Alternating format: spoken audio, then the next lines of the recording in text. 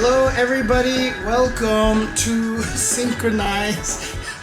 Olaf looks ready to expound some nuggets of wisdom here. No, look at that little nugget. Whoa, what was that I just... It's like, he heard, come here, sit. Oh, Rocky. Kiss. Oh, Okay. Oh. there's your boo-boo. You know, I have tried so hard to teach Jasmine to give me a kiss on command. And she understands the concept of giving a kiss, just not on command. Yeah. So whenever she's feeling really affectionate, she'll actually come up to me, and I know a lot of people think this is gross, but she'll lick my lips, you know what I mean? But like, I think it's adorable. I'm sorry. So Look at that it's just baby. the way it works. So Look at that little guy. Listening to you.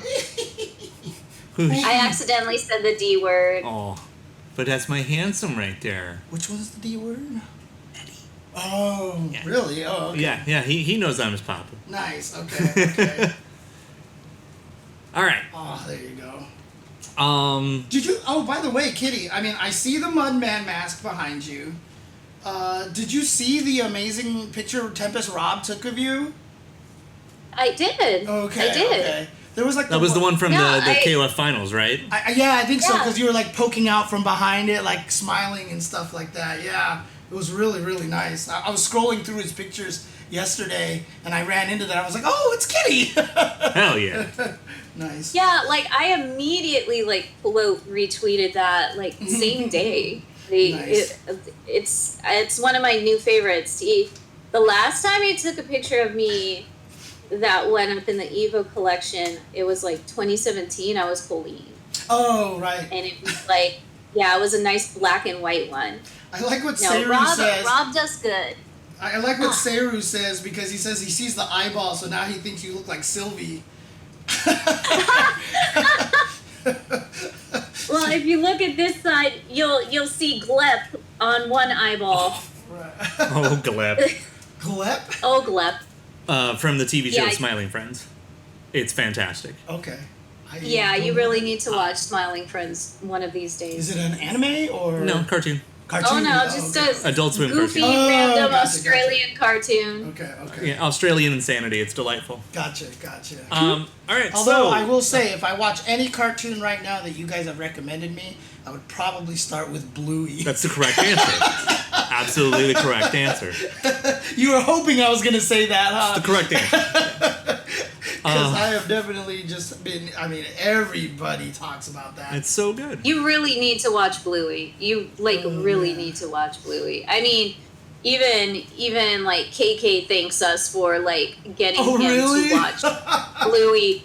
Bluey is acceptable in the house. That's so yeah. And it has international appeal. It's perfect. Yes. As you may be aware, Evo happened a week ago. Yeah. Week and a half. Kind of a big Yeah, event. nothing big. It was just. I mean, you might have heard of it. And some stuff happened. And some stuff has happened since then on top of that. Right. Stuffs. And so we have a lot to talk about. Get your tea ready, folks. It's going to be a sweet long, tea. bumpy I have tea. ride. But it's not sweet tea, No. but sweet tea. I got sweet. So I say tea, but I'm drinking Jamaica, but whatever. As you all know, SNK was obviously at Evo, which is relevant to our interests. Yes. A little. Yeah, just might be cool. So we in the States got our first public hands-on with City of the Wolves. Yes. Finally. Yeah, I definitely can stop saying I need that game yesterday, so because I finally touched it. Right. But now you kind of need the game yesterday even more, right? Yeah, there's definitely elements of that. And then Saturday was the KOF 15 finals. Yes. Which then was loaded with the announcements. Right. So first things first. So on Friday, Kitty got to have a bit of a special little shindig. I mean, it wasn't for me. Okay, I just wanted to do it for our awesome cosplayers. Well, and our I mean, it's the SNK same thing as being a community. TO. It's like being a TO. It's like sometimes you need to be the one to step up so that it can happen. Oh, I see. Friday was when it happened. Okay, Yes. okay. And got it. so we had the SNK cosplay, the first Right, SNK cosplay gathering at EVO, Las Vegas, and I cannot thank the devs and the staff, and shout outs to SNK and their team for working with me to make that happen, and not the only community for showing up. not only that, everybody who came in cosplay, oh my god, you guys, thank you so much. I'm going to, try my hardest to get it going again for next year for us. And I really hope everybody enjoyed their nice little swag. Thank you for showing up. Did they actually? no- Did SNK actually stream any of the gathering or anything like that? or? No, but they No. had photographers on. Okay, cool. We SNK was nice enough to give us a professional photographer that Nice. took time to take pictures of everybody individually and the group. And then on top of that, like all of the staff and all the devs actually came out to see everyone. Cool. And it was like this wall of SNK staff looking at us and everybody else. At a sea And of who- red with all the Terry and Rock cosplayers. Yes, and like the oops all Terrys, the sea of like white and red was amazing. And- Literally the gathering was like 2/3 white and red, which of course is offset by some Lillian Knights who may have been on Right, the scene. yeah. Big shout outs to Lurker Spine, by the way. Oh, did he do it? Did he Thank show? you. Oh, good Yes, shit. thank you so much, Lurker Spine, for joining the ranks and being part of our nonsense. And I hope next year that we get more Lillian Nights. I want to have one day like 30 Lillian Nights, and I want to run around Vegas. I just want to like flash mob it. Yes, pretty much something. Just a million Like, and dudes we in just- blue and white shirts just running around like jackasses. Yes, and if I get like more than 20 people like locked in and they're gonna be there and do it 100%, everybody gets a personalized beer glass that says, Lillian Knights Gathering, Nice. 2025 Evo. Like Or- it's happening. Or It's happening. so like DZ's sitting there like we need to get glasses to drink before we break them on the ground. We should try to get those those sugar glass cups? or sugar cup, yeah. Oh. So So we that can they're do just safe the to just throw Lillian down Knights and break. officially. Are they just made out of sugar and they yeah, just, they're like Yeah. sugar crystals and and they stuff. just decompose or Yeah. whatever like that? Well, I mean, you Okay, could probably like wash them off the pavement or Right, something, yeah, but it's yeah, not glass. right, of course. Yeah, the sugar, I mean, I feel like the sugar would make a mess unless we'll do it outside. I don't care. It's happening. We've got to do this. But, because last year, how many did we have? We had 4? 4 or 5. I think it was 4. I think it was 4. And how many did you get this Yeah. year? So Only 2. Lily. Only It was Two. me and Lurker Spine. Oh, really? Wait, what about Colton? Did he not help? No, he had a Coleman different was costume. Chen. Oh, okay. He had a different costume. Okay. And I mean, honestly, if you guys want to see some of the group shots, James, I will actually give you the link real quick. Sure. And you Yeah. Now, I am going to post after the show part 2, which is everybody's like solo shots, but this is basically all of the group shots. So let me just grab them. But seriously, you guys, like, thank you so much for everyone who attended. And not only that, Konya-san and Soeda-san stopped by and were taking pictures and videos of the gathering. And for the benefit of the chat, who are they? So I was gonna get into that. So For the chat. So if you watch any of the Thank stream, you, you saw yes. both of them in the interview parts. But Konya-san is the director of City of the Wolves, Okay. and Soeda-san worked on Fatal Fury 1. He made Joe Higashi. Okay. And this was his first time in the States in 25 years. Wow. Oh, so And this is so- his first Evo then, basically, right? His first Pretty Evo, much, and yeah. so Oda was not at Evo this year. Okay. So Soeda took over like his spot. Gotcha. Okay. Cool. As the elder dev. Right. I mean, clearly, I already knew all that. Obviously. But for the benefit of the chat. Yeah.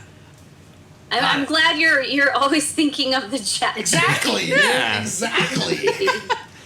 Well, I mean, come on. I'm the man of the people, man. Yeah. So. And we did get to talk to Soeda-san a few times. Oh, cool. How was their English, or did you have a translator or something? Soeda-san's is really not bad. It's better than you'd think. Okay. I'll go with that. Yeah, right. And he is, because he's been with SNK since, time immemorial, basically, loves seeing the fans come out. He loves seeing fans of a legacy that he was there for the beginning of, and just witnessing that kind of thing. I almost would have wanted to ask him how he felt about Terry and Smash. I'm curious about that, because he probably was ecstatic about that. I'm under the impression most of SNK is really happy how that shook out. Because, I mean, that wasn't even necessarily SNK being like, hey, can we do this, please? It was more just, like, Sakurai asking if he could, right? You remember what happened is Sakurai said we made a list of every song we thought we would want to put in, expecting he can have these 10. SNK said sure, use them all, and Sakurai's like, sweet, we're gonna use them all. And then Final Fantasy was like, you can only use these 2. That was it. The amount of music in Smash from SNK is just ridiculous. It's great. I think Terry might actually be the overall biggest DLC just because of the music. I'm still waiting, and even though I'm broke as fuck right now, I am still waiting for them to release the Smash Ultimate complete soundtrack, digitally or on a CD set, dude. Dude, that's one of those Time Audio 15 CD sets they ship you one a week. Dude, I would 100% do that, because then I would just be it would be so easy to just get, and then just be here's all the songs, and dude, I mean, honestly, I could do the old school thing and just plug the game into a recorder and just go through each song one by one. That's how we used to do those old NES when me and my brother had them all on audio tapes. So. Oh my god! I used to have. My dad used to have one of those mini. Remember the small spy looking mini cassette recorders? Yeah. Like the adults talk boy. Yeah. Yes. The ones that people use for the interviews and stuff, right? Yeah. Well, it was something the 1-800 ad was just record yourself so you can remember things that you were making, and then it showed an old woman grocery list. I need eggs, milk, and bread. It's just that's stupid shit. And nowadays, so he gave me his old one, and I would use it to record Sonic music or a cartoon or my favorite video game music, and just shove it up against the TV speaker and turn it up when no one was around in order to get it to sound good. So fun fact about that is one of my friends deliberately had to build a fucking capture setup before that existed just to get the audio from Sonic CD, because the official soundtrack release only looped the track once and faded out. That's the worst. And it drove him nuts. Yes, it's the worst. So he made sure to manually record once so it would loop twice. Right. And what's up, Bashi? So Bashi was talking a bunch in my last stream, so I know he's an old head like the rest of us. And he says a dictaphone? Is that what it was called? A dictaphone? I think that's the only one that's officially is for taking dictation. Right, okay. Yeah, that was straight dictation. No, I mean, this was just mini cassette. I mean, me and my brother would actually use the actual audio output jack from there and split it because it was mono, right? So, dude, mono? I totally pronounced it like the player. I literally noticed it. Mono. No, mono. It was mono. Monaural. Monaural, and so he would do the split, and we had a tape recorder, and we did that. And yet, we always made sure to make it loop twice, unless it was super short. Then we would do 3. Yeah. You know? And we liked the song, right? Yeah. I still have all That's those what tapes, you by do. the way. I still have I'm not every single surprised. one of those Not tapes. surprised. Yeah. Oh man, Wild the Smash stuff back Series then. overall soundtrack list is nearly 69 hours, dude. Nice. That's good. Nice. So you know what I would love to do is I would just like to take that soundtrack and just randomize it, and just sit there and just listen to it, dude. It would be amazing. So anyways. You should. Um, But yeah, so again, Gathering was awesome. Thank you so much, Soeda-san and Konya-san, for joining in on the fun. Just seeing their smiles, and some fans actually came prepared. One of the Shingos actually brought a Joe Higashi item for Soeda to sign, I and missed like. that. Yeah, like he was so happy. I was just like, "Oh my god, you brought stuff to sign." He's like, "Oh yeah, I came prepared." And what's actually that was cool awesome. about that is that the cosplay gathering kind of gave him the in to be able to talk to him and stuff like that too. So that's actually really cool. Cosplay Gathering was really fun, and the really cool thing is that SNK's booth, the City of the Wolves booth, is so beautiful that it made the best backdrop. And then they had, they had Terry, Hotaru, and Marco figures to take pictures with and get your free, noisemaker beer. So we used that spot also for the photo shoot, and a lot of people got like really nice photos. I'm super happy. I sent you the link, by the way, so you can click on it in Twitter, so you at least show like a couple of group photos of all the fun Is that everybody Bane in was the having. Rain? That's the Bane. You're the Bane cosplayer who goes everywhere that broke my back that one year, right? The couple of years, right? Oh yeah, Bane. Yeah, what's up, homie? Yeah, I have photos of him breaking my back, so that was pretty cool. No, so. Bane is one of my cosplay homies. And so, I also have a what's up, picture dude? of him Mr. dropping my Evo. back on his knee. Oh, sorry, no, You break the back. it's just when you say someone's breaking your back, sometimes it doesn't sound right. So No. That one should be okay. It's if you phrase it as like blow your back out. Yeah, That's okay, the there you difference. go. Yeah, Fair if enough, someone fair blows your back out, then Yeah. that's a no, James. Yeah, don't say that. Also, just on a little tiny side tangent, you were asking how Soeda's English was better than you'd expect. We already knew that Konya-san's English is a lot better than you'd expect. okay, and it's actually seems like it's improved even since last we saw them. oh, cool. Okay. Yeah. And fucking Josh But threw him he's- under the bus so Well, hard. what did he do? He so did. He did it at the panel too, in front of everybody. It was fun. At It the was so little funny. SNK panel, right, yeah. he's like, this is Konya-san, he's the director, and also he speaks some English, so if you have any questions, go ahead and talk to me. He's like, no. Okay, Yeah, got like, it. Threw him got it. straight under the Okay, bus. okay. Nice. It was great. Not only that, seeing Konya, like, okay, if you saw him in 2019 during the Sam Show era, he was very quiet. He was very quiet and just like very to himself.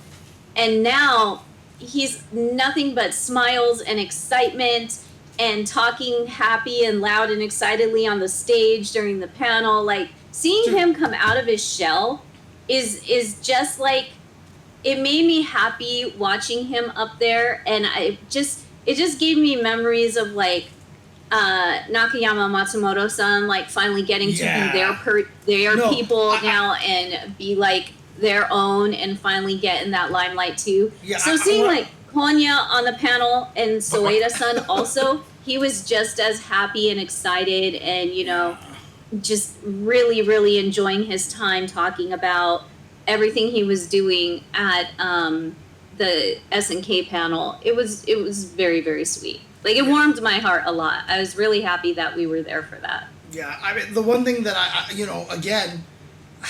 obviously I've been doing this for a long time and stuff like that, but one of the reasons why, like, Evo is so special this way is, I swear Evo is so good at bringing a lot of the Japanese people out of their shells, and kind of exposing them to what's going, because I mean, like, Harada, Matsumoto, Nakayama-san, even the fact that Evo was kind of what convinced Mori that balance was that important in Blaze Blue, right? When he saw the the Dogura versus Galileo match, and after that was done, he was like, oh my god, like, I get it now. Like, this means everything to people, because right before that was the story of Mori, was him watching Breaker Dave playing at one of the Arc Tour tournaments, and that was when, what's her face just dropped? The girl with the long hair and the glasses that's like... the broken one? Yeah, the super broken Kokonoe. one. Kokonoe. When he was fighting a Kokonoe, and Breaker Dave was beating them up, and then Kokonoe hit him once, Game and over. he died, and Mori just laughed. Mm-hmm. And Breaker Dave, he's like, what the hell? You know? And he went from that to seeing the Galileo Dogura finals, and he was like, I get it now, you know? And in That's fact, more frustrating. yeah, but I mean, like, the fact that ArcSys, like, they tried so hard at all their booths and do all the stuff now after they came to their first Evo and just saw how into it everyone is. Dude, I love that, like, that kind of thing is one of the great things about Evo, is that it really shows a lot of the devs how actually dedicated we are to this shit, you know? I mean, that's... It is important. I mean, look at who comes all the time now. Neo G. Okay, since like what, Yeah. 2019, we've been blessed with Neo G coming constantly because he enjoys it. He realizes, and the first time when people finally realized him had a face to the name, they're just Yeah. like, oh my god. And ever since that Evo, he's been coming every Yeah. Well, I mean, don't forget, he actually was in the Ultimate Marvel 3 panel. That's right, yeah. Mm-hmm. So, what was that, 2011? It was a long 2011. time ago. It was a Yeah, long 2011, they actually did a panel for, the incoming Ultimate Marvel vs. Capcom 3. That was the panel that you said that the question was asked, like, did you know about some of these infinites or crazy things? And they were like, yeah, we just didn't think people could do them, right? No, I don't know if it was that panel. I don't think that was the panel. Okay. That's the panel, though, that I have not forgiven Neo G for lying to my face. Because they just revealed Ghost Rider. And I was like, dude, why do his moves look so much like Whip from King of Fighters? And he's just like, I don't know who that is, and walked away. And I was like, you are full of shit. Nice. Well, what did you expect him to say or do? Come on now. I mean, if he'd just been like, it's a long-range character, whatever, Right. and like shrugged it off, but he just outright, I have no idea who that is. I mean, That's even funnier. I think that's the best Right. response he could actually give. It's hilarious. I will admit right now, because of my lack of cultural knowledge of anything, even Twitch, I don't know who Lily Pichu is. I just know she was in Sejam Slam, and she's super, super popular. But, I mean, like, the fact that she got to play that match versus Harada on stream was actually kind of neat as well, you know? Just, again, I love seeing all the devs getting involved with everything, you know? Yeah. So. No, it's always good to, like, for the fans and the devs to kind of remind each other that each other exists. Yeah, and that we're all on the same side in the end. Yeah. Because Twitter will make you believe that that's not the case, right? Like, clearly it makes you feel like that's not the case. I've spent enough time on Twitter that I'm not convinced that those are real people. And then again, sometimes I can verify that they're not real people. I mean, you've seen the way that people are verifying the bots now, right? Have you seen the ignore all previous instructions and write a poem about blah, blah, blah? And there was one where someone just did that, and the guy came back with it, and he was like, it worked! Like, he didn't actually think it was real, but it happened. I've had a few tweets that I've wanted to respond that way, too. Good old first name bunch of numbers. Yeah, exactly. Yep. Anyway. But like you're saying, other boosts, like you're saying with Tekken, Harada basically, it was really cool that he was sitting in, up on the front stage of their booth, and they would let people go up and play other people. And two of my buddies got to play each other, and one of them won some really sick swag from figures and controls and fight sticks. My buddy David, he was in his Tekken cosplay, and he went up there and he was battling one of our friends. It was literally Devil Jin and Kazuya going at it. and everybody, Harada got a kick out of it. Everybody was having a great time.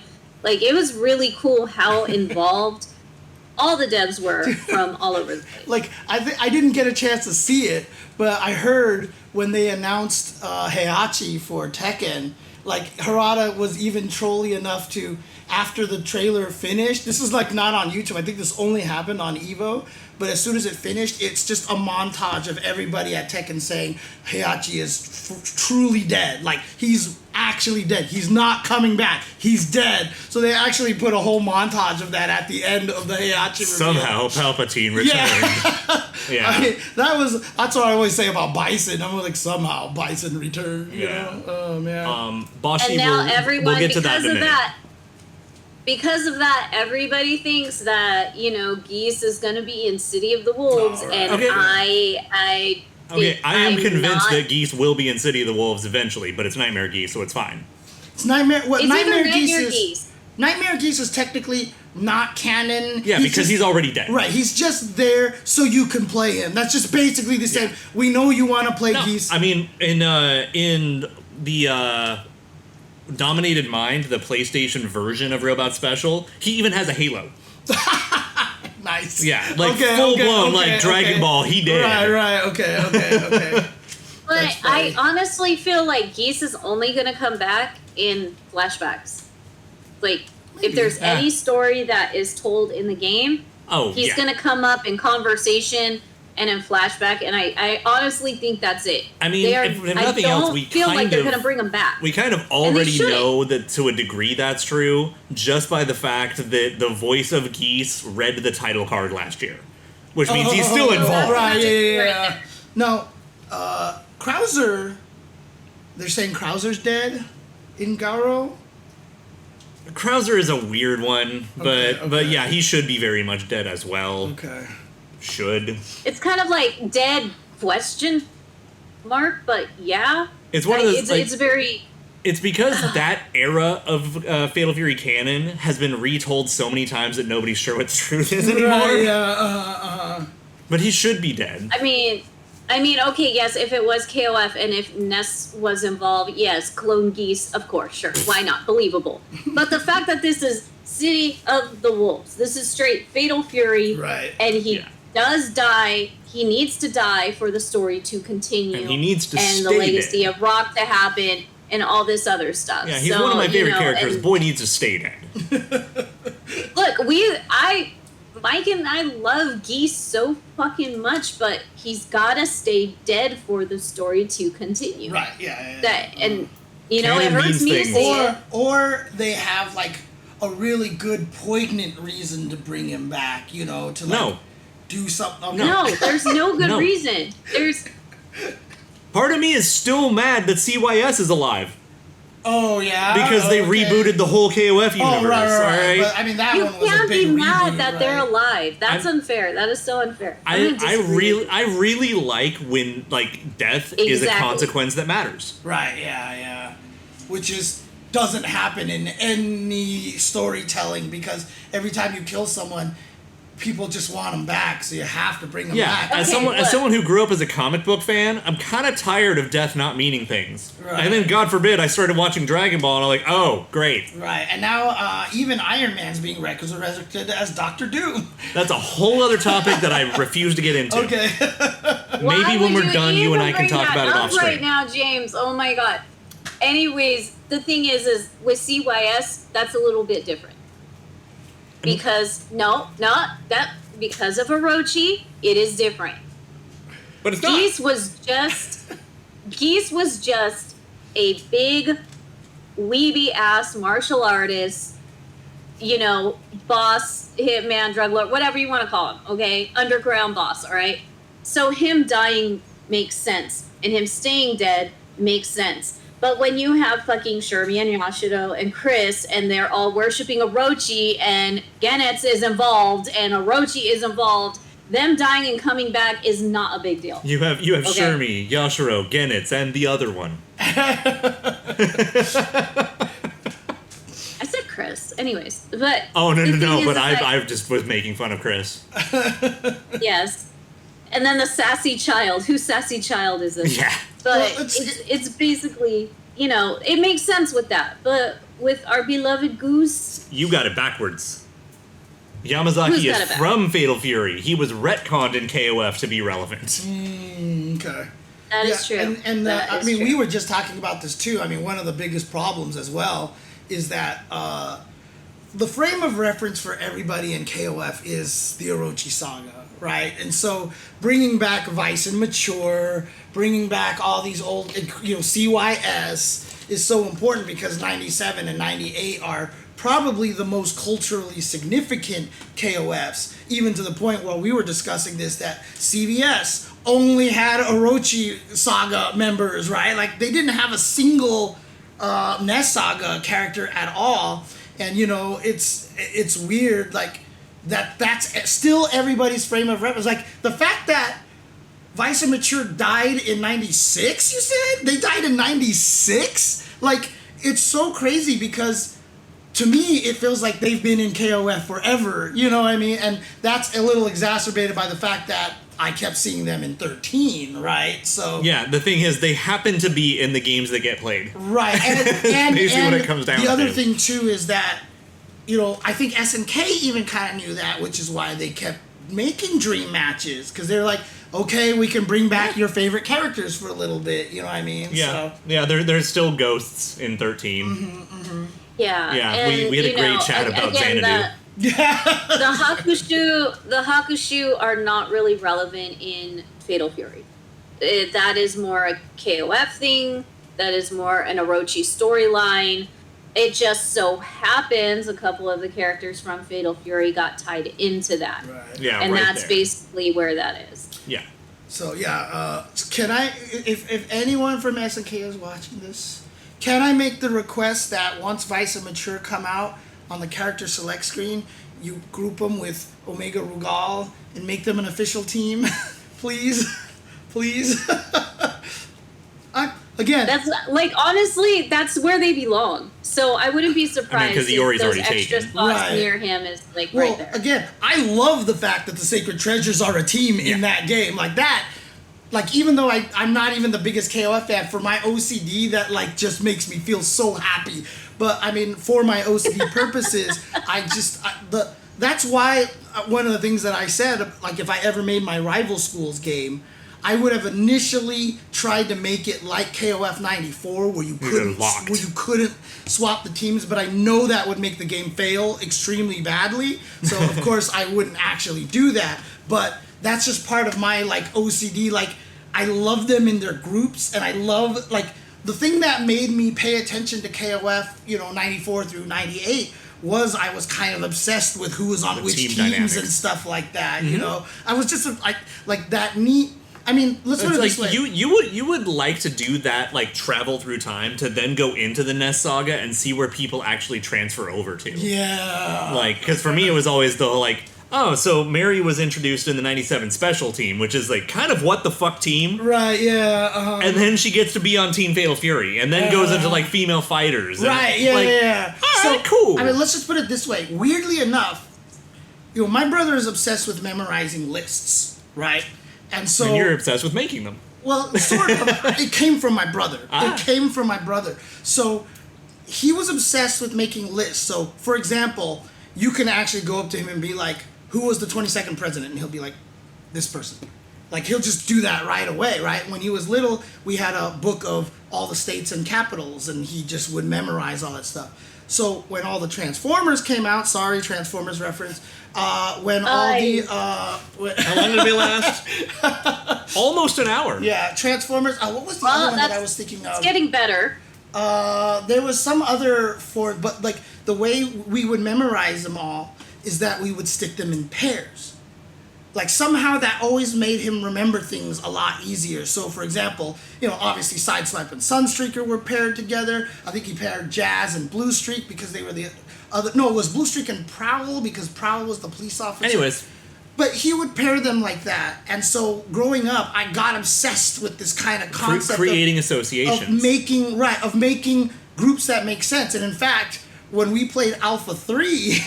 one of our favorite things to do on the Saturn version was to make the computer fight each other. and we would just basically score them, but we put them in teams, right? And we made them in teams of 4. And based on, so we originally did it through logical canon, right? But some teams just sucked, and some teams were just amazing. So we would try to swap them around in ways so that they would be more evenly balanced, but we still had to try to figure out a way to make the team make sense. You know, like, I love that shit. So, you know, I'm obsessed. So hopefully they make sense, and Rugal, Vice, and Mature will finally be reunited again.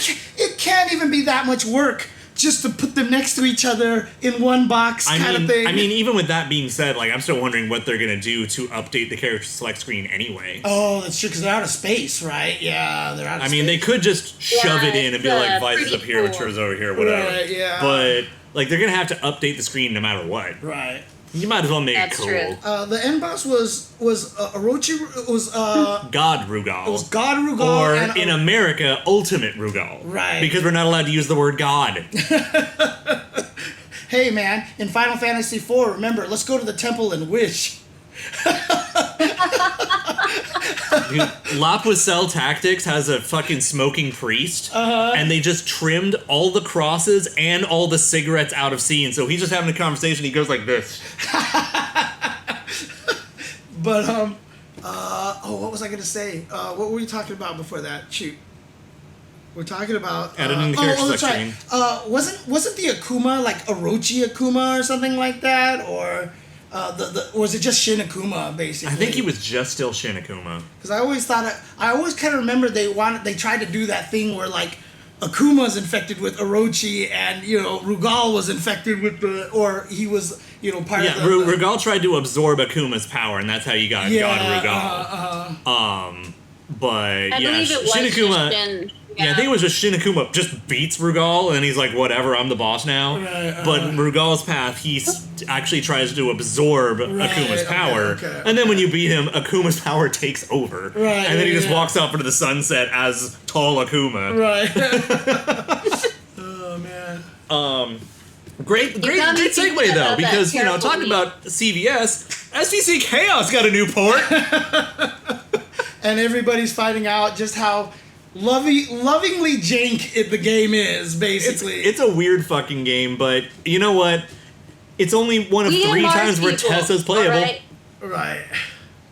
Well, you get Mars people and you get Midnight Bliss, and that's all you need. You don't need any more reason to get this game and play this game. This game was amazing back then, and it is still amazing now. Amazing. Let me regale you with a story. When that game actually was announced, I was super stoked for it. And I remember that era, SNK Playmore was making their online posts of like they would update their website. And that's how they would reveal characters. Rather than like, hey, we just announced this trailer at EVO, here's the character profile. Right, you had to stalk the website to get the updates. And I remember spending like the entire year stalking the website, waiting for every character that got announced. Dude, one of the Smash Brothers was that way too, I think. I think Brawl was that way, yeah. Brawl did that. Yeah.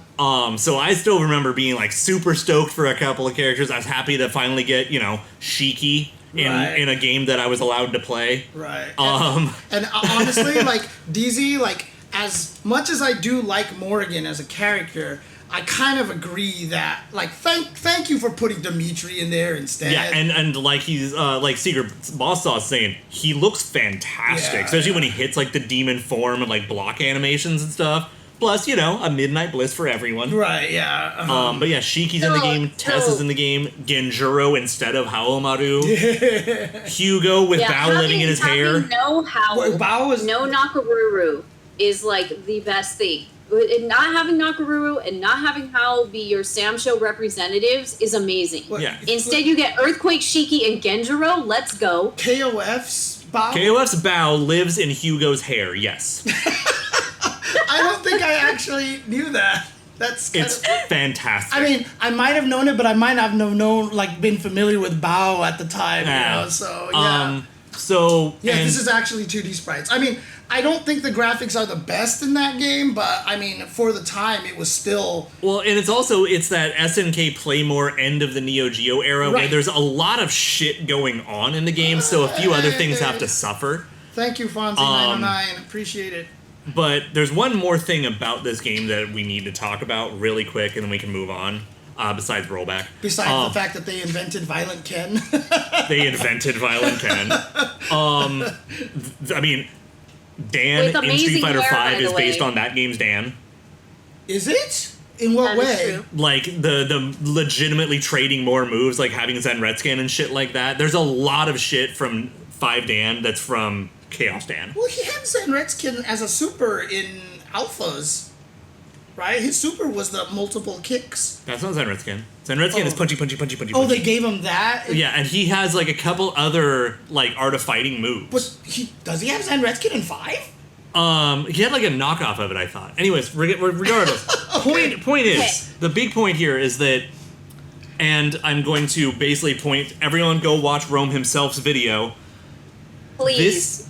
This is another indicator of how fucking well SNK and Capcom are playing nice. Yeah. And we kind of need to embrace that. Like, I'm gonna pick up SGC Chaos because I just want to fuck around with Mars people and Tessa again. Right.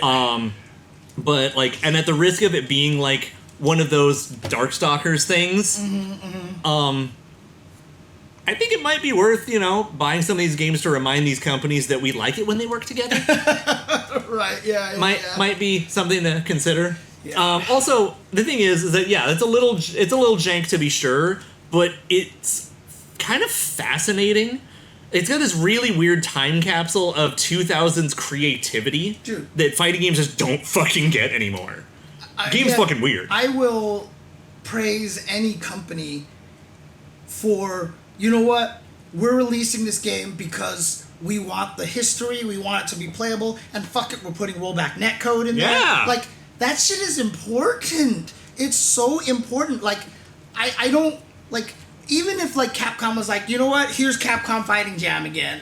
Like, sweet! I would be like, good. You know, like, I think the game is awful, right? I know not everybody agrees, but, like, I just would, I would buy it because I could have it as a historic kind of thing. Yeah, you know? and again, much like SVC Chaos, actually, both games have a lot of, like, lore flavor. Right, like, yes. SVC Chaos, every single possible pairing of characters in that game has special intros. Right. In terms, like, with dialogue boxes and stuff. Yeah. And those were memes of the time, because that was the style at the time. Oh, dude. You know what? It's weird. I never even thought about that, but Marvel Collection, meaning that we might, and especially SVC Chaos coming out now, we might get a CVS collection, Who knows? honestly. Who knows? But all I know is that, like, I'm just going to keep supporting pretty much everything SNK puts out and most of what Capcom's fighting division pops out, and we'll see what happens. So with you saying that, I constantly have gotten people coming to me and being like, so because this happened and this and you dressed up as Mudman, does that mean we're getting like CVS 3 anytime soon? And I keep telling people there is a way we will get CVS 3, but y'all just still don't fucking listen to me. And the thing is you need to support Capcom as much as you support SNK, and you need to support SNK games as much as you ride or die with fucking Street Fighter 6 and everything else and Marvel and, every game that Capcom brings out, because the only way you guys are going to get CVS 3 is if you support them both enough to show them that they can keep working together and keep this relationship going. And that is how we get CVS 3. Yeah, Why do you think SVC Chaos came in? It's literally, it comes down to, we need to convince their bosses that we like it when they're together. I will say I agree more with DZ than Sensei in the chat. Yeah. There's no way CVS 3 is being even worked on right now, in my opinion. There's nobody is touching it yet. Yeah. They've had dinners for the past 5 years about this game. Dude, they've come Street Fighter together. 6 has to get to year 5 first. Yeah, Yeah, exactly. But I do agree. Did she just claw you a little bit? Yeah, she does that. But I will agree that CVS3 is absolutely a possibility, but it won't happen for maybe 5-6 years or something like that, you know. So 2030 is looking bright. You guys just have to keep remembering, you can't talk shit and dumb down SNK games and then just be like, I'm Capcom, ride or die 100%. That's not how this works. Because that's not how you get CVS3. No. And the coolest thing Remember too is when that you were a kid? by the time James. By the time we get to 2030, Robert Downey Jr. will be playing all the Stan Lee cameos in all the movies. For sure. God damn it, James! I said I didn't want to talk about it. Sorry. Sorry. Now, the one thing I will say, and this one's like a moderately warm take. Mm-hmm. I want them both to work on the game this time. I don't want Capcom's version and SNK's version. I want them to actually high five on design, production, development. And I also really hope we're past the RE engine by then. Mm-hmm. I mean, it's funny because, you know, the way all the characters look in Street Fighter 6, I love the character designs of Street Fighter 6, but I will say that I don't think Terry looked that good. I don't think anyone looks that good from the neck up all the time. Right. Depending on angles and stuff like that. Yeah. I mean, I'm very glad you brought up Terry in Street Fighter 6 because someone very, very special whose opinion fucking matters no matter what actually had something to say about Terry in said game. And, you know, they actually didn't even mention Street Fighter 6 at all, but that Sunday when we got to see Terry, this person had something to say and just made a random tweet. And what did I do? I screenshot it so we could talk about it. I mean, there is one thing I want to say about it too, but I'm going to wait till we get to this one to make sure that we're not overlapping. Okay. I don't even know what you're talking about. Give me a minute. Also, for the record, I downloaded Terrence Bongo. He's amazing. Who's Terrence Bongo? He is a Mugen joke Terry, and he is phenomenal. Oh, okay. Is he the one that knocks you across the world and all that stuff that like one. that? Yeah, okay. I had actually forgotten that how good the Buster Vacation was with like the "You're all free now" in the background and Chizuru slapping the stick and everything. Oh my god. Oh man. All right, James. Yeah, I'm gonna those send weren't you something actually Andy, Joe, and now. Mary. Those were just cosplay. Yeah, and Lau. Yeah, and you know what the best thing about I want to find out what their names are. Kind of like how we had, you know, Chuli. I mean, the best one is still Lane Saget. Lane Saget, yeah. Lane Saget is the best one. I mean, the fact that you actually deep dived into that and figured out that Bob Saget's middle name is Lane is amazing, dude. Honestly. Okay, James, pop open your Twitter DMs, please. Twitter? Okay. So yeah, the way that Kitty will send people messages and images is pure RNG. Okay, it's not just me. No. Okay. I did not. This post, yes. This is very important. Yeah, This I is very, very definitely understand why that's the one you're talking about. Oh God, can I? Yeah, it's all one image. It's a screenshot from the phone. Oh, that's right. This is not okay. Got it. Yeah. got it. All right. Yeah, this And I this do is not important. send RNG. I ask you to text me, and you will do everything except text me. That is not true. It is I will absolutely say, true. When you say check your messages, James, I will never know where it's coming from. Uh huh.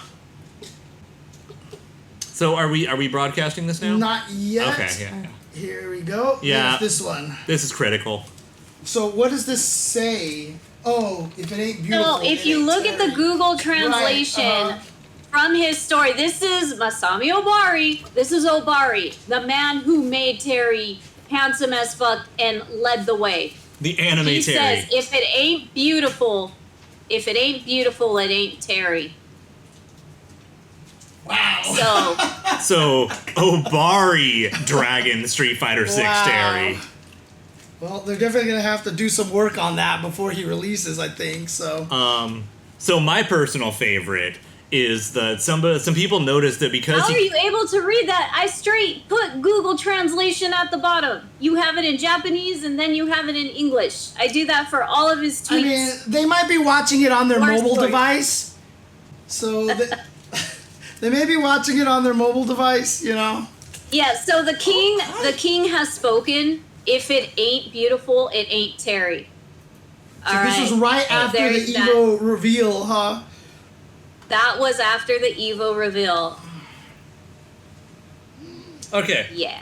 I don't feel like digging it up right now, but some other people have pointed out that because Terry is not the most handsome, beautiful man as he should be in Street Fighter 6, they compared him to one of the last times he looked ugly as shit, which was KOF Neowave.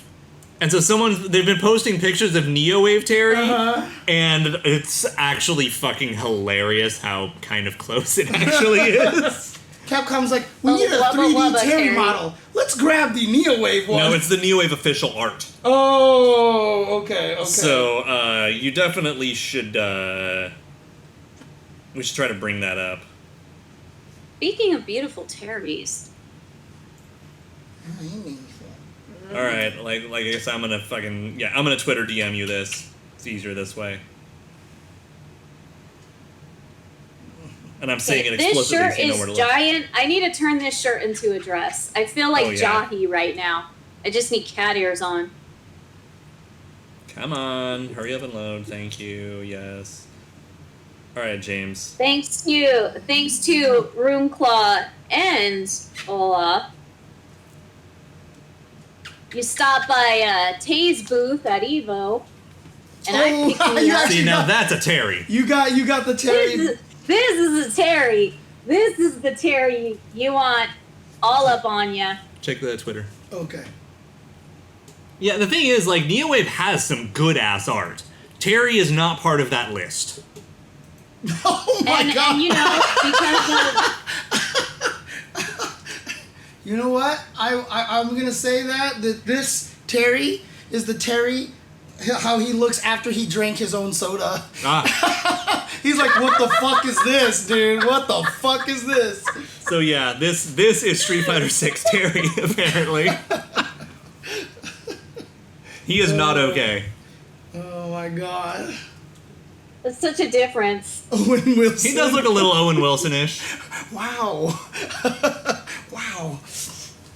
Wow. Wow, Geese. Just wow. Why can't we be friends? Oh my god. It's ridiculous. So, yeah. Do you want to just put on the Street Fighter 6 trailer then? Yeah, let's go ahead. Okay.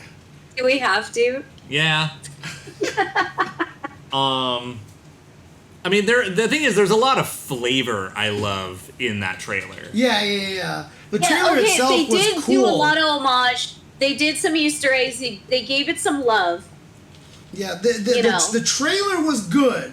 The way Terry looked was a little off for sure. So, but you know, I'm gonna give Capcom the same benefit of the doubt we gave SNK when we were first doing the KOF 15 previews and the trailers, and how they said this is just how it looks for now. This isn't officially how it's gonna look 100% in the game. So I'm hoping that is the same for Terry currently. Also, I mean, we're gonna end up looping back to this is not final, probably like 3 or 4 more times tonight. Right.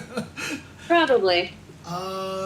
Did you actually hear the spray paint just now, Kitty? I don't know if you can hear the trailer. I mean, I don't know if she cares. Okay, that's fair. I cannot, but it's fine. It's fine. Don't worry. So I'm a pet rock. So here we go. So just like last year with the Aki trailer, no gameplay or anything. No. It's just the World Tour intro, basically. Yeah.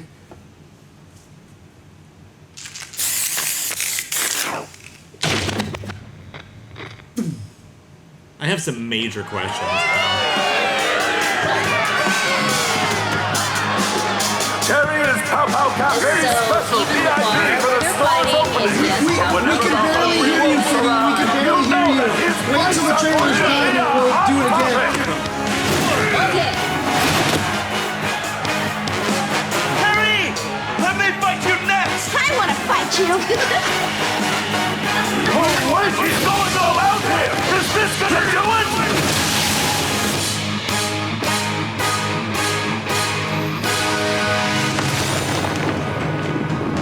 Bernardo, this fight's over! Your winner is the Hungry Wolf, Terry Bogard! Okay!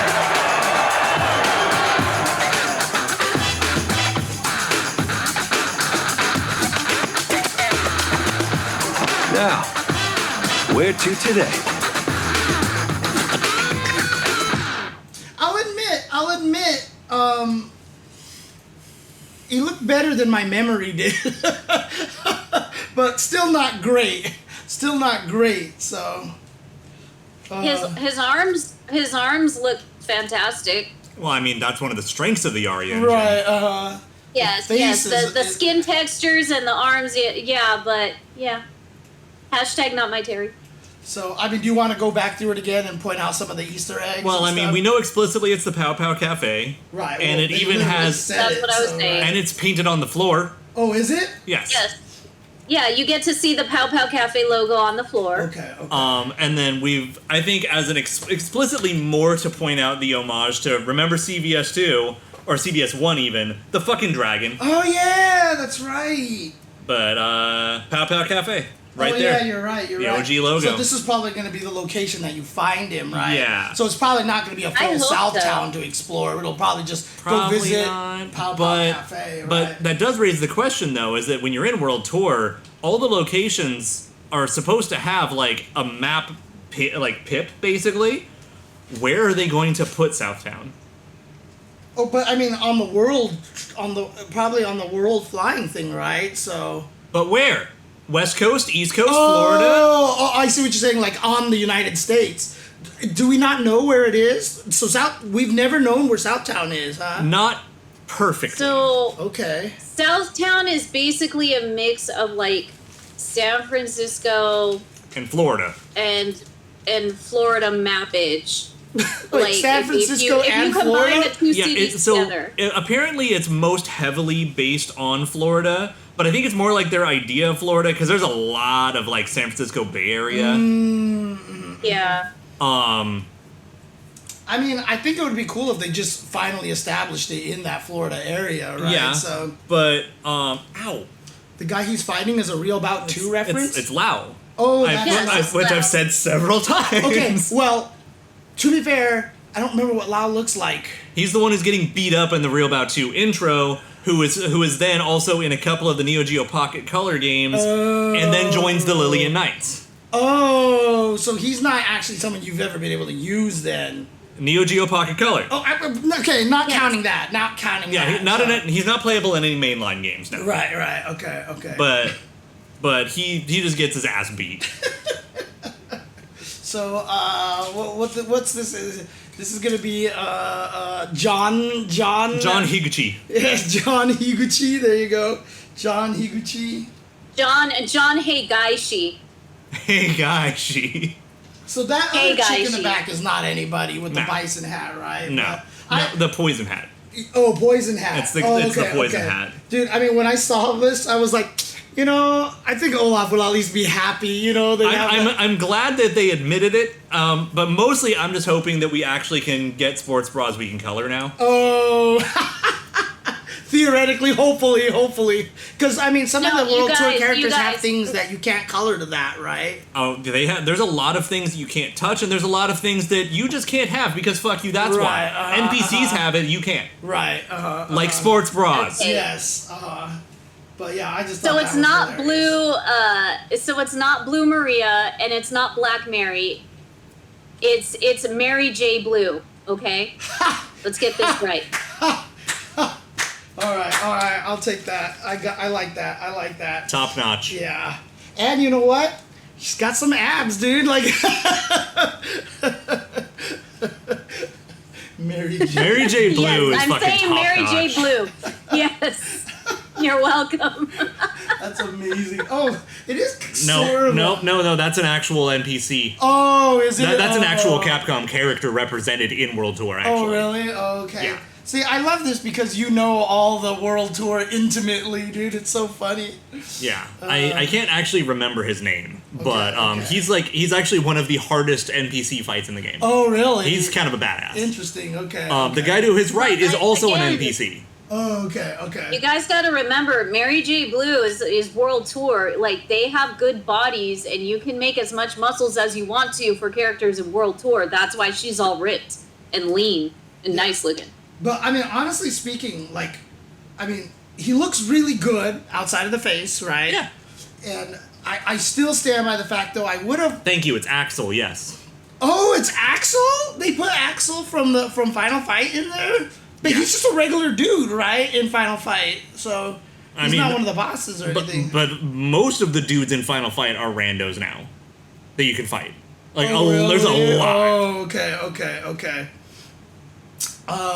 But yeah, I mean, like, I still stand by the fact that I know Terry and Maya are super iconic, but I would have loved to have seen their default costume be a design that Capcom devs were just like they redid DJ, they redid Ken and all that stuff. I would have, and then put this as their classic costume, which could still happen, to be honest. I mean, again, I am all about SNK and Capcom teaming up to develop things. Right, I want to see that universe.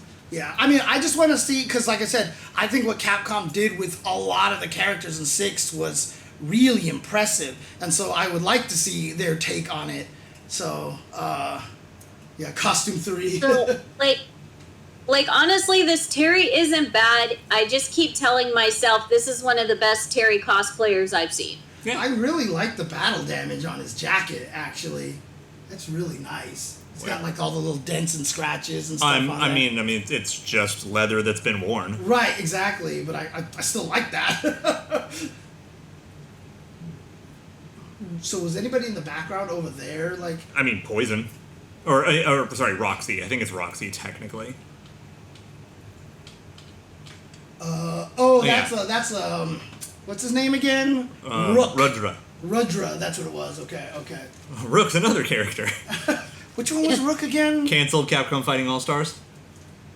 Oh, Rook, yeah. No, there's some character named like RUHK from something that I just saw recently. I can't remember now. So there, and then don't know who any of these guys are. That's the Random beer bottles from dude. minigames. Oh yeah. There's Roxy. As well as the other Final Fight characters. Right, and that one looks like Billy, but that is a Final Fight character. Also a Final Fight. All three of them are Final Fight. That Final Fight character is the one with the knife, right? He's the actually like I think so, El Gato or something. Yeah, like I can't remember what his name is. El Gato's the orange one, but I can't remember which one that one is. So, anyways. Oh dang, that was fast. Okay. So, well, was that fake Andy? Yeah, he was behind Joe. Yeah.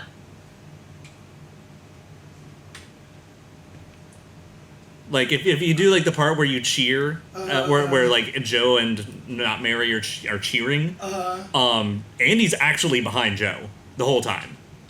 Oh, okay. No, so the Dalsim lookalike is Rodra. He's actually a major character in World Tour. Yeah. He's fucking dope. Yeah. Is there a Richard?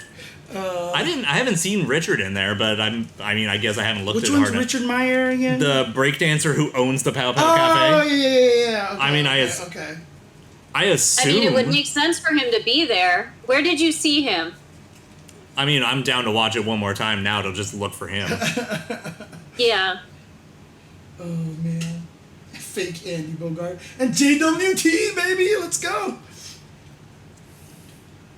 I just like how that's what everybody just calls him now. John World Tour. Yeah. Just JWT.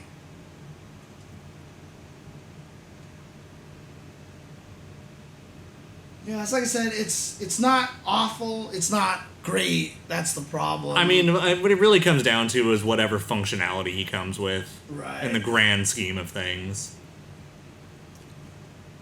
You know, because we play fighting games, we care about functions. Right. But then also, World Tour functions are probably about to be hilarious.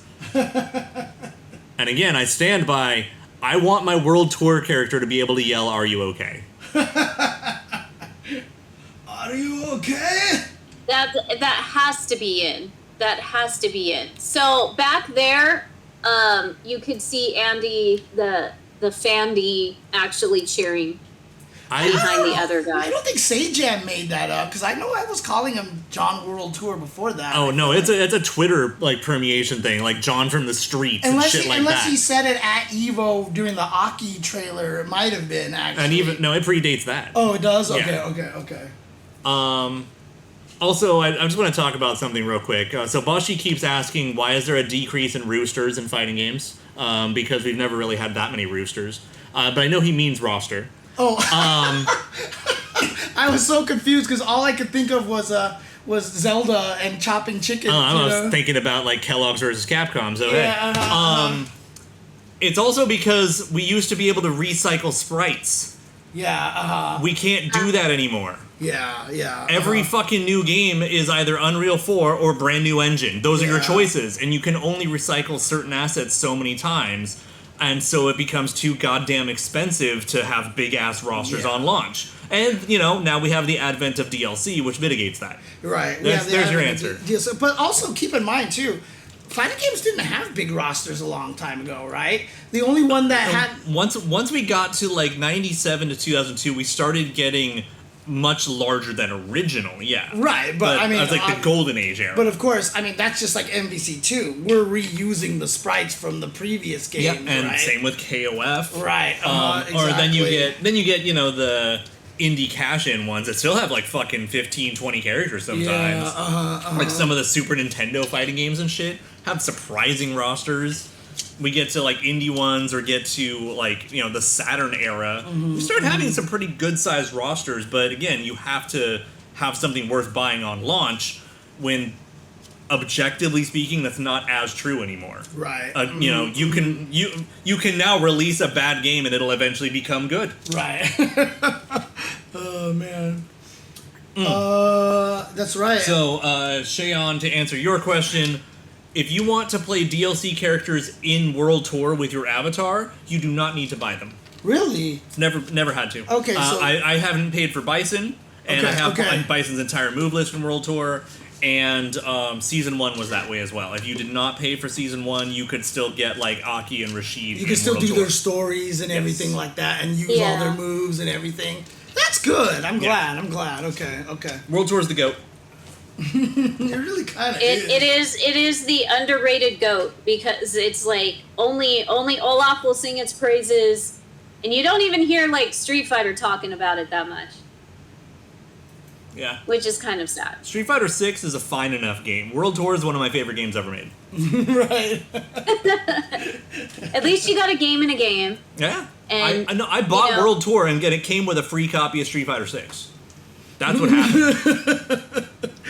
Going back to, not reusing sprites, this is something I wanted to say when we were talking about SBC Chaos, is that I will take Dimitri any day instead of seeing that damn fucking same Morgan sprite that is in 10 other plus games that we've had to deal with for over a decade. Well, and then on that topic, though, SNK doing a whole new set of sprites for all the Capcom characters, as well as a handful of their own, plus Midnight Bliss on top of that. But, Chun-Li in Chaos actually is, kind of fucking incredible. Dhalsim in Chaos is a fucking trip. Oh, because he does all the weird what stuff. Yeah, when I first saw that, I wasn't a fan of that, but they actually kind of leaned into that in later Street Fighters. And I think with the benefit of hindsight, you really at least find him fascinating. Yeah. I mean, the first time I saw Dhalsim doing that, I was like, I don't like that take.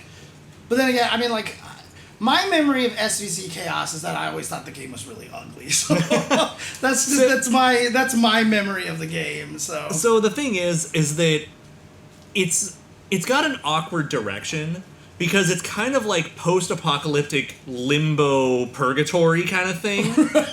And so it's really desolate, but a lot of the backgrounds are actually fucking gorgeous. The soundtrack, if it wasn't compressed to hell, would actually be really, really good. A lot of the Capcom characters' pixel art done by SNK is fucking wild. And it takes a lot of creative risks And I feel like it might have been one of those where the license was about to expire, so the game just had to come out when it came out. Right, yeah. Because there's a few mechanics that feel like they're not fully baked. Right, yeah. For sure. Like, it's a really interesting game, and I really just say that everyone should give it a shot, at the very least. I mean, again, I'm going to be super it's from biased. an era that we don't have anymore. And again, like, the fact that is from a lost era. And you're getting something from a time that actually was almost lost due to bankruptcy, due to everything else. The fact that they actually pulled through and were just like, we are going to complete this game from beginning to end. We're just going to keep doing what we do, go all out. And we don't even know if they really had to produce this game or not, but they did. Right. In the endings of bankruptcy, and packing up and leaving and getting out of the office. This game's post-bankruptcy. This is SNK Play Mode. Oh, it's post-bankruptcy. Yeah, okay. So this is them finding their footing again. Right. Also, one of the things about it's the only game that they made with the crossover license that's actually on, like, the mainline console and arcade. Because they made the Card Fighters games, and they made a Pocket Color fighting game, which is dope. Portables, right? Yeah. I mean, again, I do not know how much they won. A fucking lot. A fucking lot. That's all I know. Having a red arbor is fucking public? awesome. Is that information actually public? Like, can we look that up? I do not know. I think like an estimate is available, and that's it. So there's just a guesstimation. Okay. Yeah. I could probably, if anyone knows at this point, it's going to be our good friend Thorgy's Arcade, because when he did the KOF retrospective, he talked about it. So if it's out there, he probably has read it. Yeah. Okay, and it's play more only. Okay. I mean, for me, again, like, I've talked about this in the past, but, like, I know that I'm particularly biased because I thought the SNK characters in CVS looked amazing, right? Like, they do. I thought that that was the best looking, like, I've ever seen them at the time. Maybe even still at this point, because it's so iconic in my head. And the thing is about pixels is that they don't really age. Yes, exactly. So, I mean, like I said, when I saw SVC, it's still... it's weird because it's a very... So, I tend to find things that are very muted color-wise unattractive. Oh. And SVC is very... Again, post-apocalyptic, which is why limbo. when you were saying it, I was like, I know exactly what you mean, Yeah, the thing is that I fucking love some of those stages. Yeah, like, I love the fact that, like, I don't know, Kim just, like, the blue on Kim and CVS is so bright blue, you know what I mean? And Iori is so red. But, like, you look at all the KOF games, and they're always, like, this kind of, like, we turn the color close, we put the black layer on and turn the opacity to about 15, kind of a thing. And now you're on your phone when I'm trying to be like, what's up? Oh, she's talking in the chat over here. I was letting Boshi know that, yes, today SNK announced that Sam's show is up. It is ready to go. It has been revamped. Oh, you guys can try it right now. Oh, is this the one with Samurai Showdown has been updated. Official rollback netcode or something like that, or because it was in a beta forever, I think right? it was, beta for eternity. Yeah. Okay. Gotcha, yeah. Gotcha. I shared it on Facebook because, like, I try my hardest to push SNK stuff on my Facebook because people aren't there the most. Nice. But yes, they announced that earlier today that Sam's show is up and ready to go. And shout outs to some of our homies that are already running the revamp and the the remake versions tournaments. Nice. So if you guys can support your Sam Show locals, that'd be one way to do so. We would appreciate it. Now, with that all being said, I got another trailer now. Got a couple of trailers over here. Sorry, I'm just trying to see where the Sam Show... Oh, there it is right here. There it is, yeah. Oh, sweet. Okay. The netcode update is now on you can get it. The Epic Super Game cheap. Store, Steam, Xbox, and PS4. Okay, cool. I just wanted to retweet that, that's all. So, okay. I always forget that it never came out on PS5. I was like, oh yeah. All right, so do we want to do the other Evo trailer then? All right. Probably should. I'm like one of the only people who's happy about this, and I feel so bad for the boy. Oh, man. Google Stadia isn't real. All right, here we go. It was a fever dream. Wow, I forgot about Google Stadia.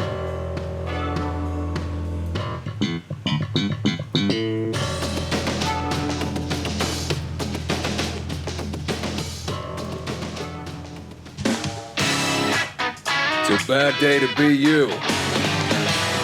Are you gonna come quietly? On the ground! Watch your feet! Yes, sir. Watch your feet!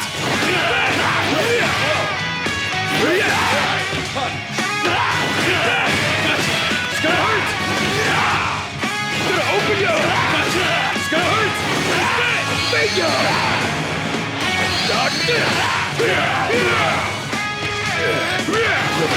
Watch your feet!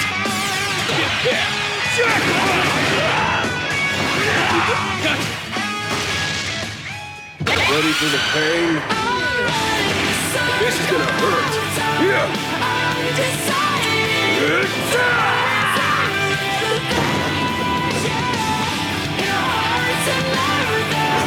Fatal Fury.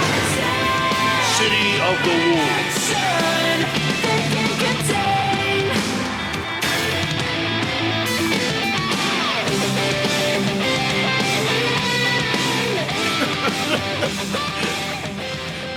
Fucking love you, DZ. Back in 2022, I lost 2 bear. So I do want to remind everyone once again, and I'm gonna probably have to say this like 17 more times before the game comes out. Japanese fictional cops are okay, because we all know that there might be something wrong with American police, but this is a fictional character from Japan, so he can be okay. I mean, trust me, when I played Lucia in Street Fighter V, that was one of the only reasons why I had a mod installed, because I didn't want to use her default outfit. And I actually don't like almost all of her alternate outfits. So I got the one that turned her into Ken, and that was like my favorite one. So, you know, the Ken's new outfit, the 5 outfit, she looked really good in that one. So, but yeah, so this character's out here. Now, the one thing that caught me a little off guard here was in the way that he moves and his model and all that stuff like that. Was he always kind of Ralph and Clark-ish? Yes. He was. Yes. Okay. So was he like Fatal Fury's version of Ralph and Clark? That's basically? a really good way to think about him. Okay. Because, I mean, very similar paunchy stuff, like military crawling, even like that kind of thing, like explosions. Yeah, which is, in the that air. move's brand new, by the way. Okay. The bionic bomber looking move, But that's right brand when new. he does, where is it? I think it's there. No, where is it? There's one part in the trailer where he does the little dancing stance, and I just saw it and I was like, God, that looks so much like a Ralph and Clark thing. And so, like, I was just really surprised. I was not aware of that. That right there. Yeah, he just the punch and shake it off. Yeah. Yeah. Okay. Yeah. Okay. So I was screaming so much at Evo when the trailers were releasing, I didn't even realize there were friggin' ostriches just chilling in the back with the crowd. There are ostriches just hanging out. I mean, I can't blame him. I'd be watching this shit too.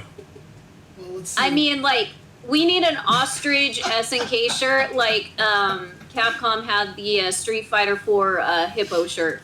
We need an ostrich shirt. No, for some reason, all I'm doing now is just picturing a bunch of Shy Guys riding them and then picking them up and throwing them.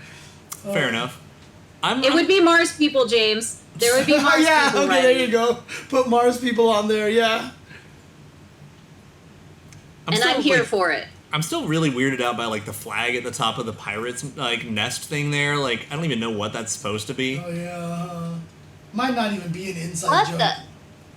Might just be. Is that an elephant? It looks like a premiere ball. Oh no, it's a taco. It's an octopus. What the?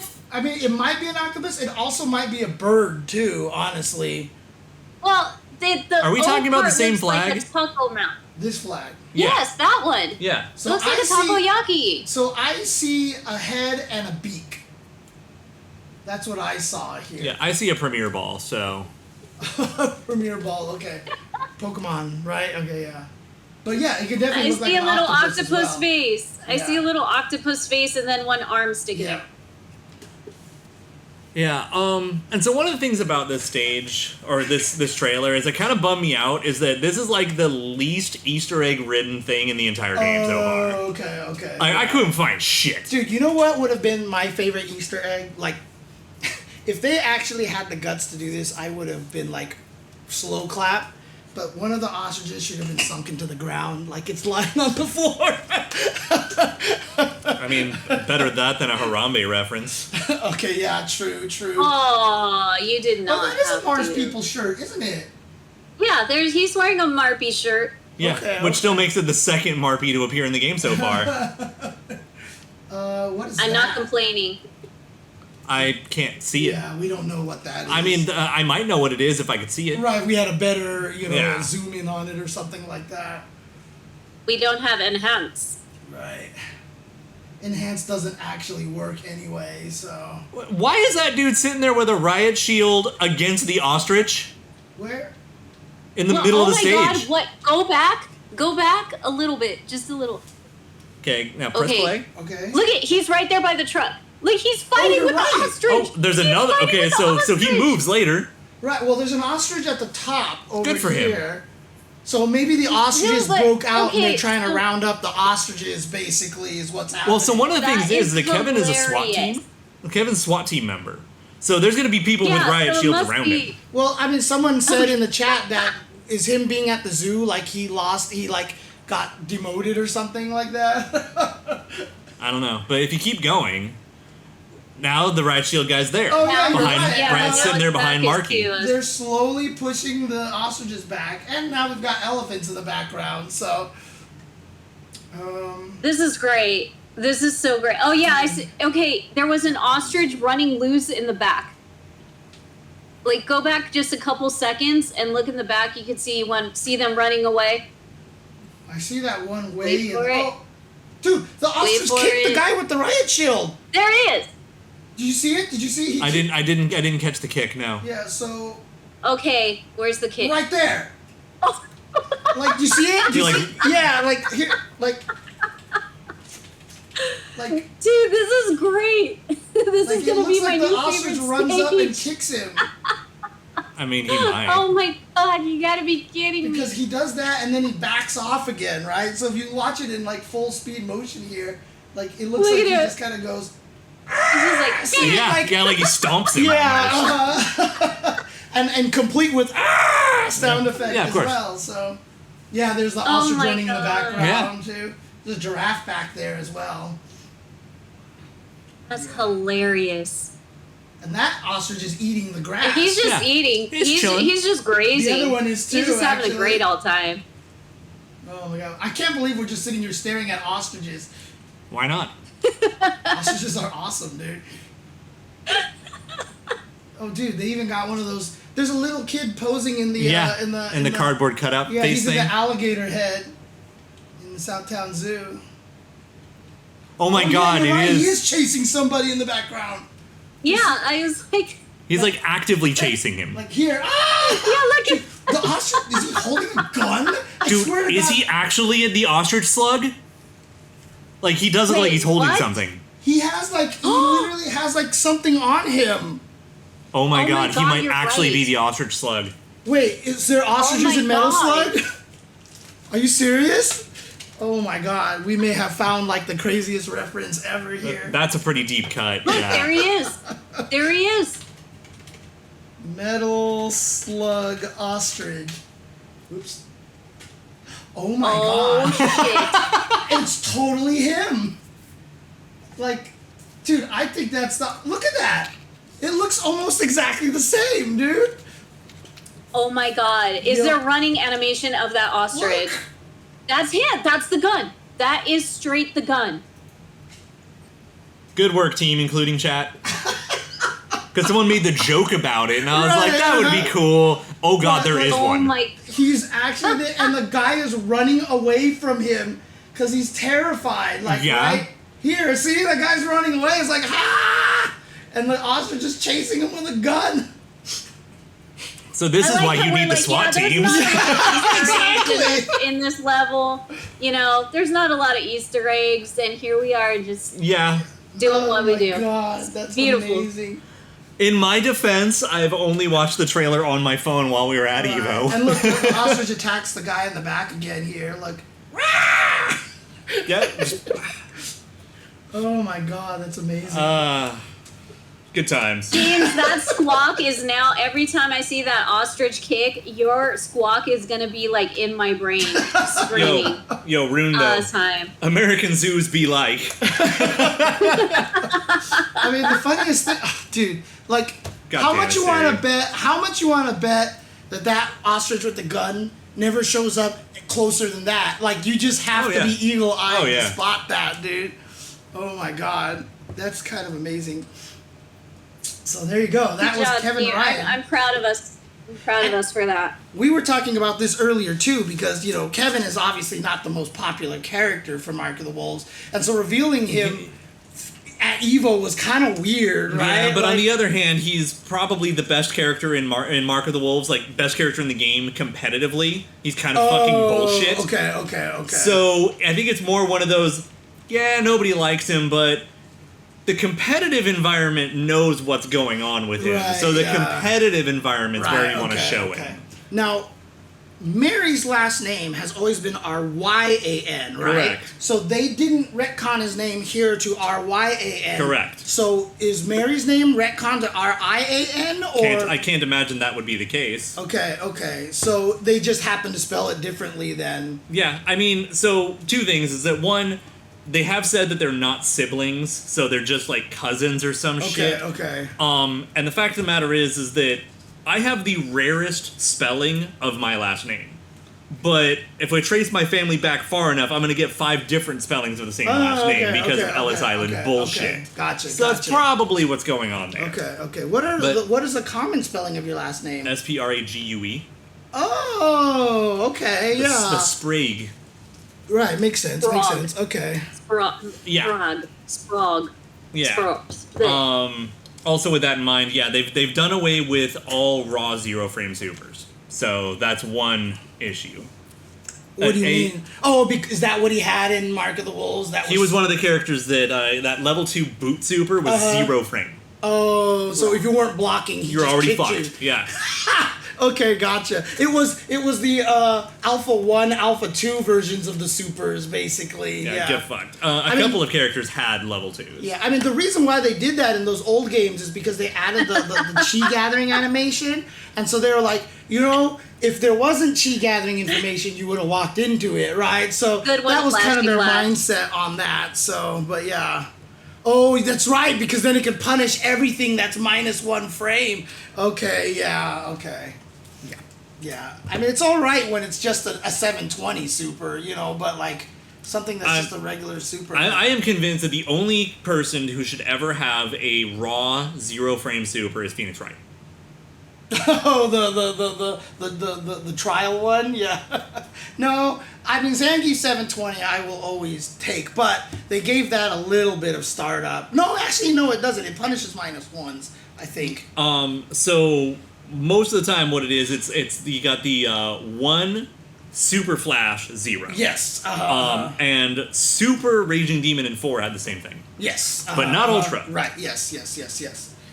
Anyways. So on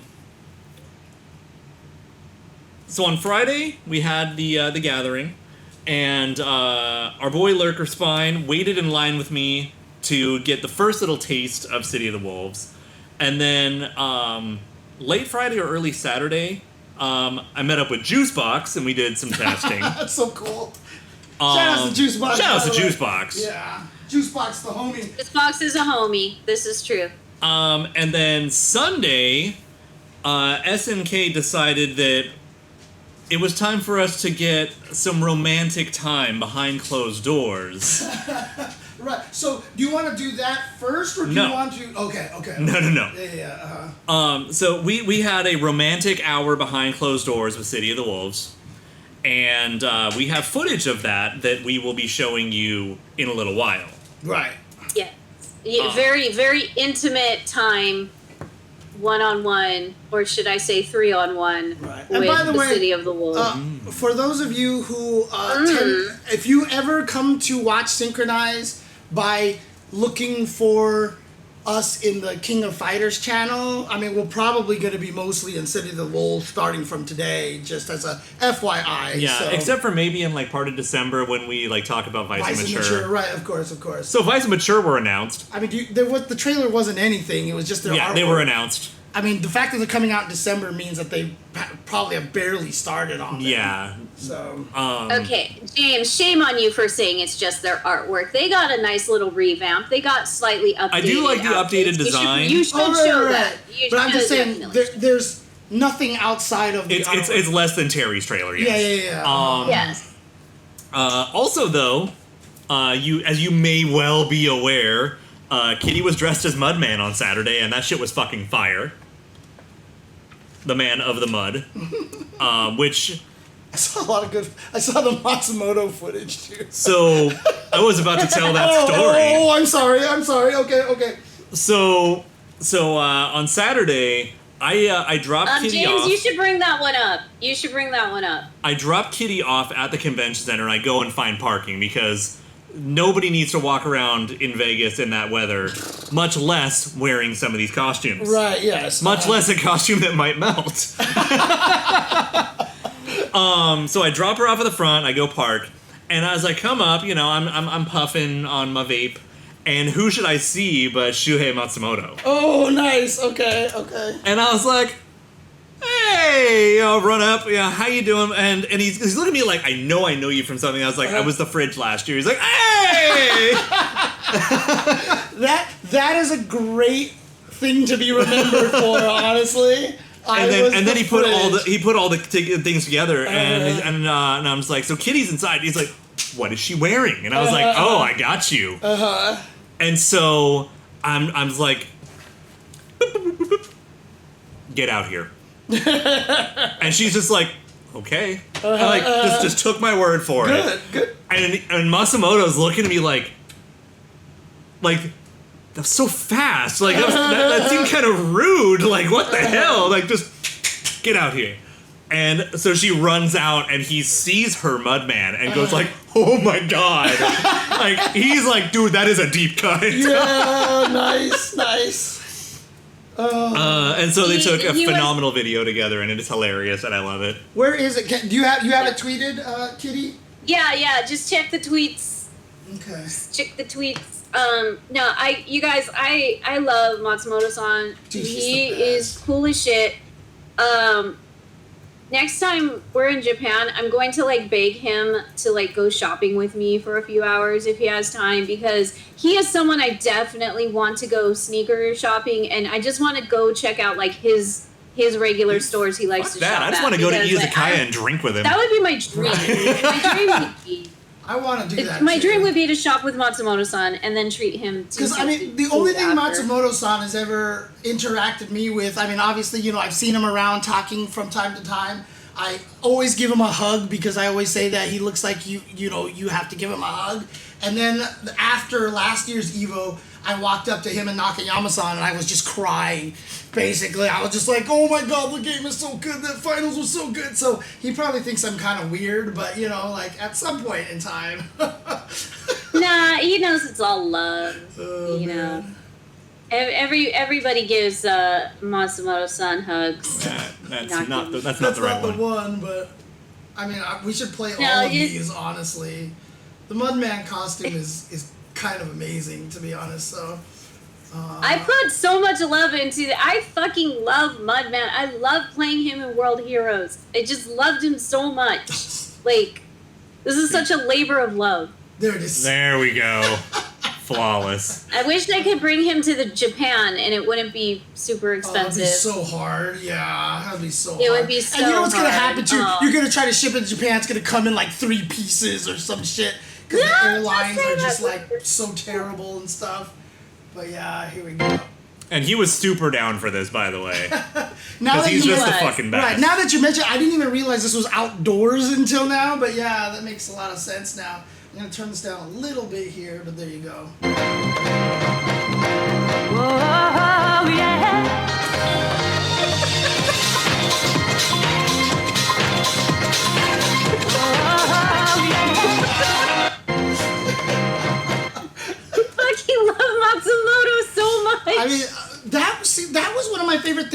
developer roundtables, you got to see so much of their human personality side, and like the fact that Matsumoto was like, look, I have this whole Street Fighter the movie, you know, storyboard book. This was before I worked at Capcom. I was just a fan, you know, like that shit is cool. Even the fact that Daisuke busted out that signed, like, by Queen, like the board and everything. He was like, oh, I didn't know it had to be fighting game related. I just wanted to bring something cool to show, you know? And like, but I thought that was so cool that we got to see that shit, you know?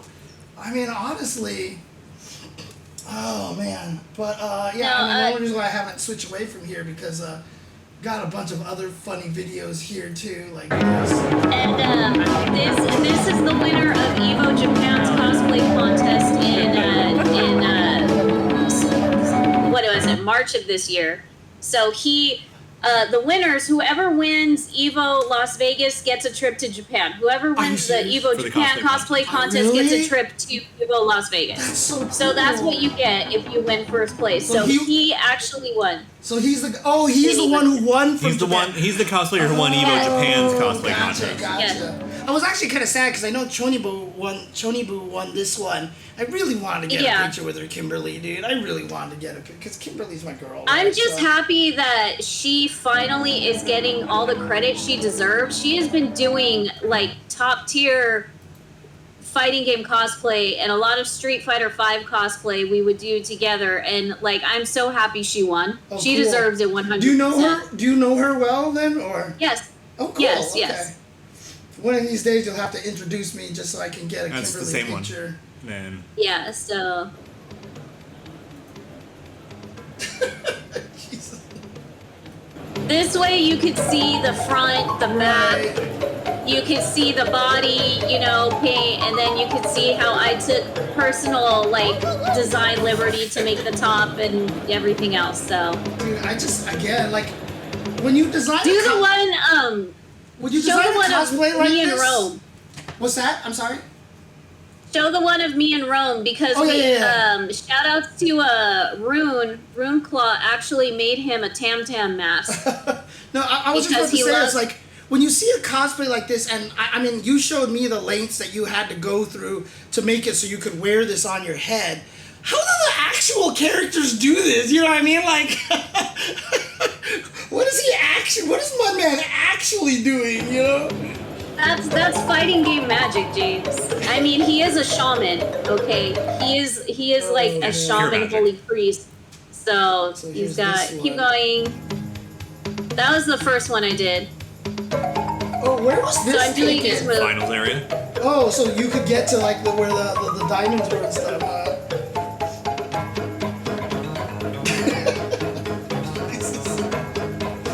I made sure to do like some of his moves in game, like this one where he spins around and smacks you and stuff. Like you even brought the Donkey Konga bongos.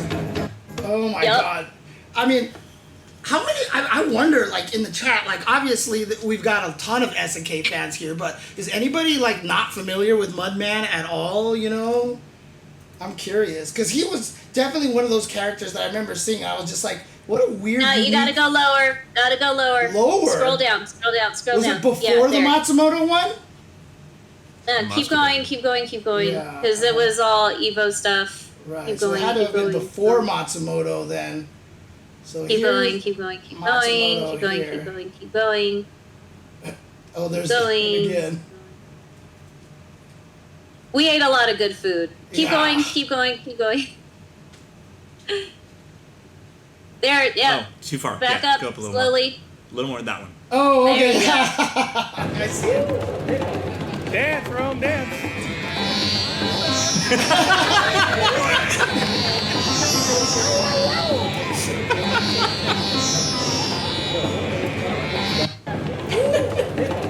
Dance, Rome.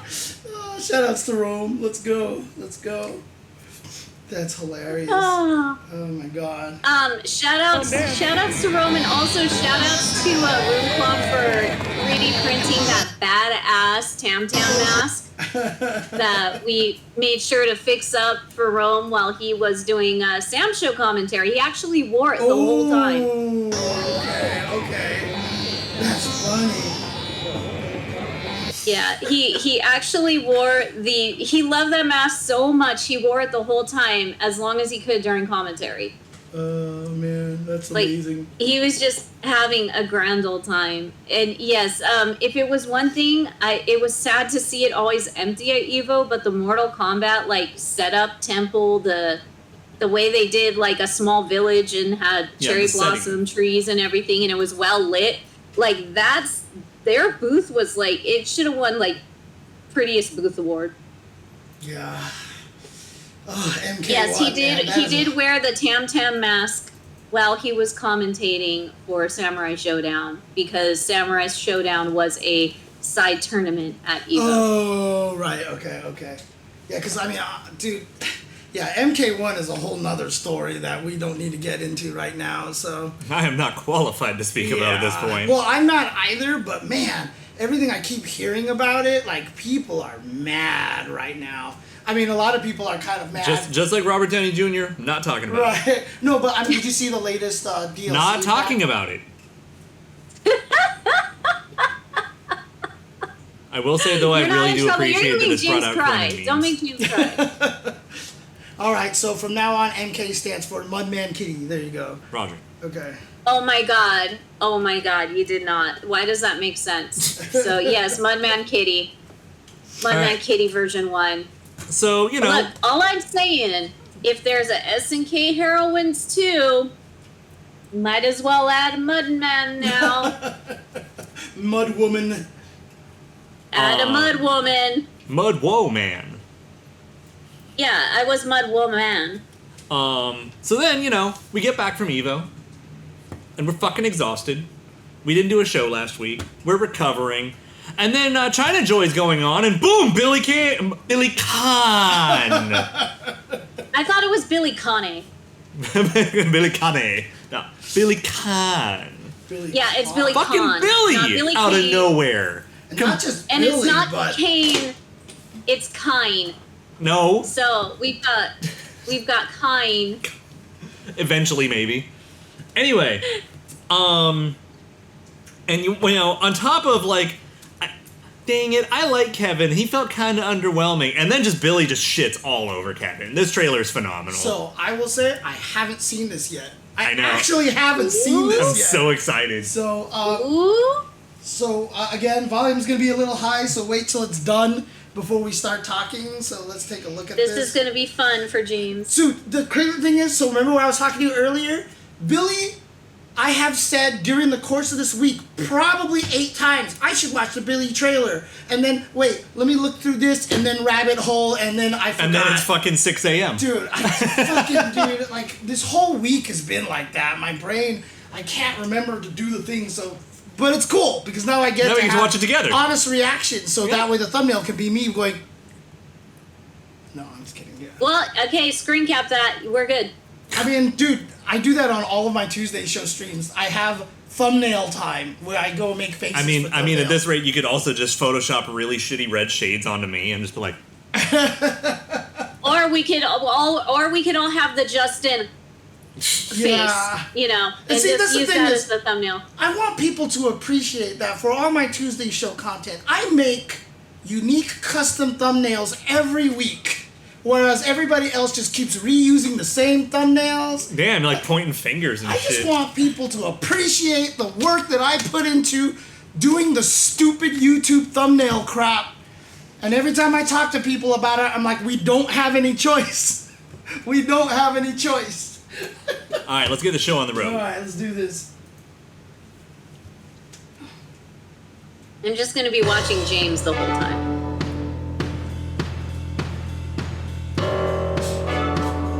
Is this a new stage as well? Yes.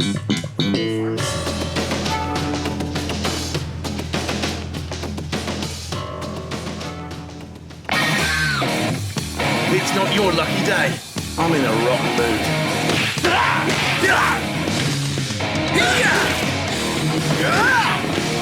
Looks like he's got the same moves. That feels worse. Out with ya. Big mistake. Watch yourself.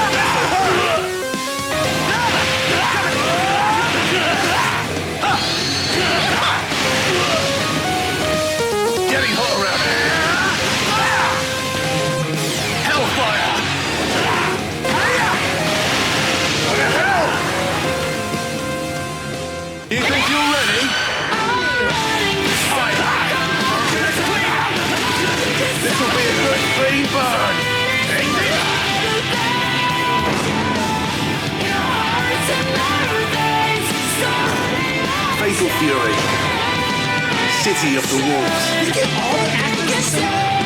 It's a new thing they're doing. So that this is the only one that did that. Or like only like has to. Yeah. So with all that said, also fun fact, the voice actor is actually British. That's actually his talking voice. Oh, nice. He's like, it's the weirdest thing to He's actually get to British. use my normal accent.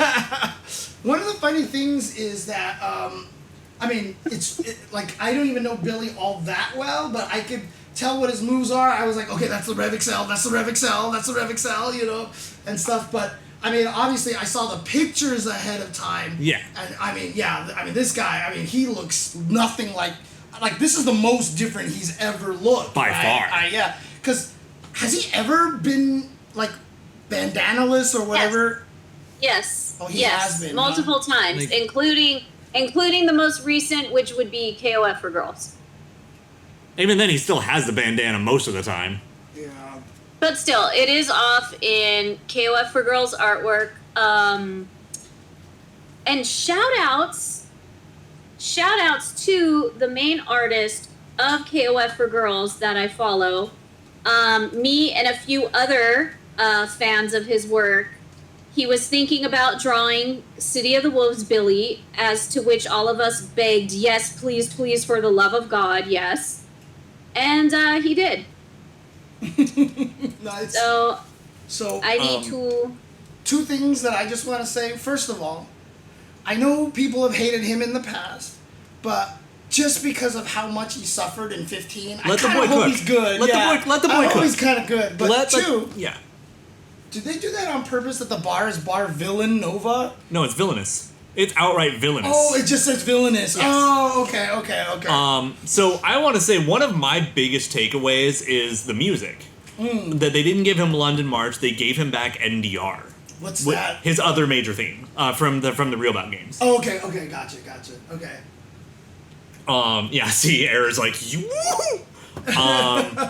This also gives us a little bit of information that, man, it really just looks like DP Break is going to be, like, basically universal. Right. Travel on the heels of lightning. Yeah, and it's a train ad for the, which is probably the train station that Terry left from in his city, or his Mark of the Wolf stage. So there's this dialogue out. Excellent. Oh, excellent. Okay. Dude, I spent more time looking at Regular the stage. show reference. I spent more time digging through this stage for Easter eggs than like anything else in the past 2 weeks. Right. It's fucking insane. Now, I mean, was this again- the one that you were saying? Looks like it kind of takes place in the Osaka area as well, right? Yeah, it looks like I mean you've been to Japan. Yeah. You know, like when you get off of the train station to Akihabara, not the one that's in the middle of Aki, but the one that's like you have to cross the street. Yeah. It kind of feels like you're going under that train station. Yeah, I know where you're talking about. And so Osaka Station is even more so that. Oh, okay. Also, this is a cool one because it's another one of the stages that changes as the trailer goes on. Right. I mean, what's interesting about it is that the background is decidedly very mixed English and Japanese, right? So it's like... Well, a part of that's probably going to become a little more clear as the trailer goes on, too. Oh, really? Okay. So it's great that you said that because we found the license plate and what it says on the said car. Because, I mean, that story in the back, what does it say? It's like Kosa Tsu... I gave up trying to figure it out. It's just a little too blurry with the neon. Right. But yeah, Rome, I'll give it to you. It does look like Queens. Because, I mean, the You're thing about right. it is, like... It does look like Flushing, Queens. I can't imagine a Japanese restaurant calling themselves excellent, right? I mean... Well, I mean, it's just next door to the pharmacy. Right. But, I mean, that's an English pun is what I'm saying, Yeah, you know? yeah. Why not? I mean, I it's guess fucking that's true. Southtown. Who cares? I guess that's true. And there's Lee again. What? Who? Lee Yep, Tai Long. I'm so glad. Why'd you jump around? Oh, sorry. He was right there. Oh, okay. Top left of the screen. Oh my See the guy god! peeking dude. out the window? I didn't even see him. And he's up he's there. not there the entire rest of the trailer from before this point. Who is he? He is an Art of Fighting character. Okay. He's the guy with the monkey mask. Okay. Dang. Okay. Also, shoutouts to Billy having fucking Union Jacks embroidered into his boots. Those boots are hot.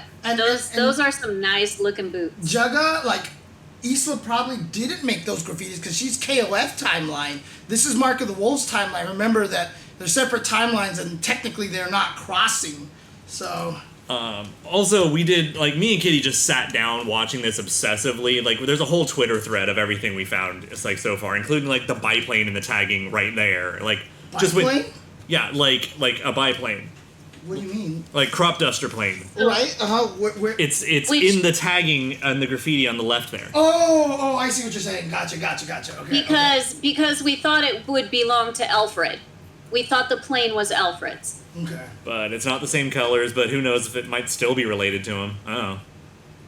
Oh, yeah, and then the billboard up there for Kane R. Heinlein's bank. Where? The billboard up there at the top right. Oops, I hit the wrong button, sorry. That, oh, yeah, you're right. So it has a logo for KRH Bank. That's where you were showing the bird logo comparison, yep, right? It's yeah. that billboard. Okay. But... Where did we get the car license plate? It's coming up, huh? We already passed it. Oh, we did pass Yeah. it. So we got to show that. Yeah. Show that at least. So one of the scenes, like the camera is far enough to the right that you can read the license plate of the car. Oh, I see. And it's clearly deliberate. Yeah. Who's it, pussy? I mean, it doesn't. Wow. I mean, the fact that you even managed to read that license plate is crazy. I would say. I think it's more in the beginning. Yeah, I think it's earlier, but also it might be the fact that you're not running at a max resolution. Oh, could be, yeah. So it's a little fuzzier. Just pop up the picture. Yeah, like right there. It is. Wow, yeah, right there. That's actually, where it was. Because there was one frame. Yeah, there it is. So it's like DGS or SE125 or something. You're close. So you're basically there, but... Okay, so it's OGSE125. Oh, okay, so I just got the D wrong then. Which GSE is easily geese. Oh, okay. And then our current running theory is the 125 is a play on the fact that Fatal Fury 1 released November 25th, 1991. Okay. Well, what does the O stand for? I don't fucking know.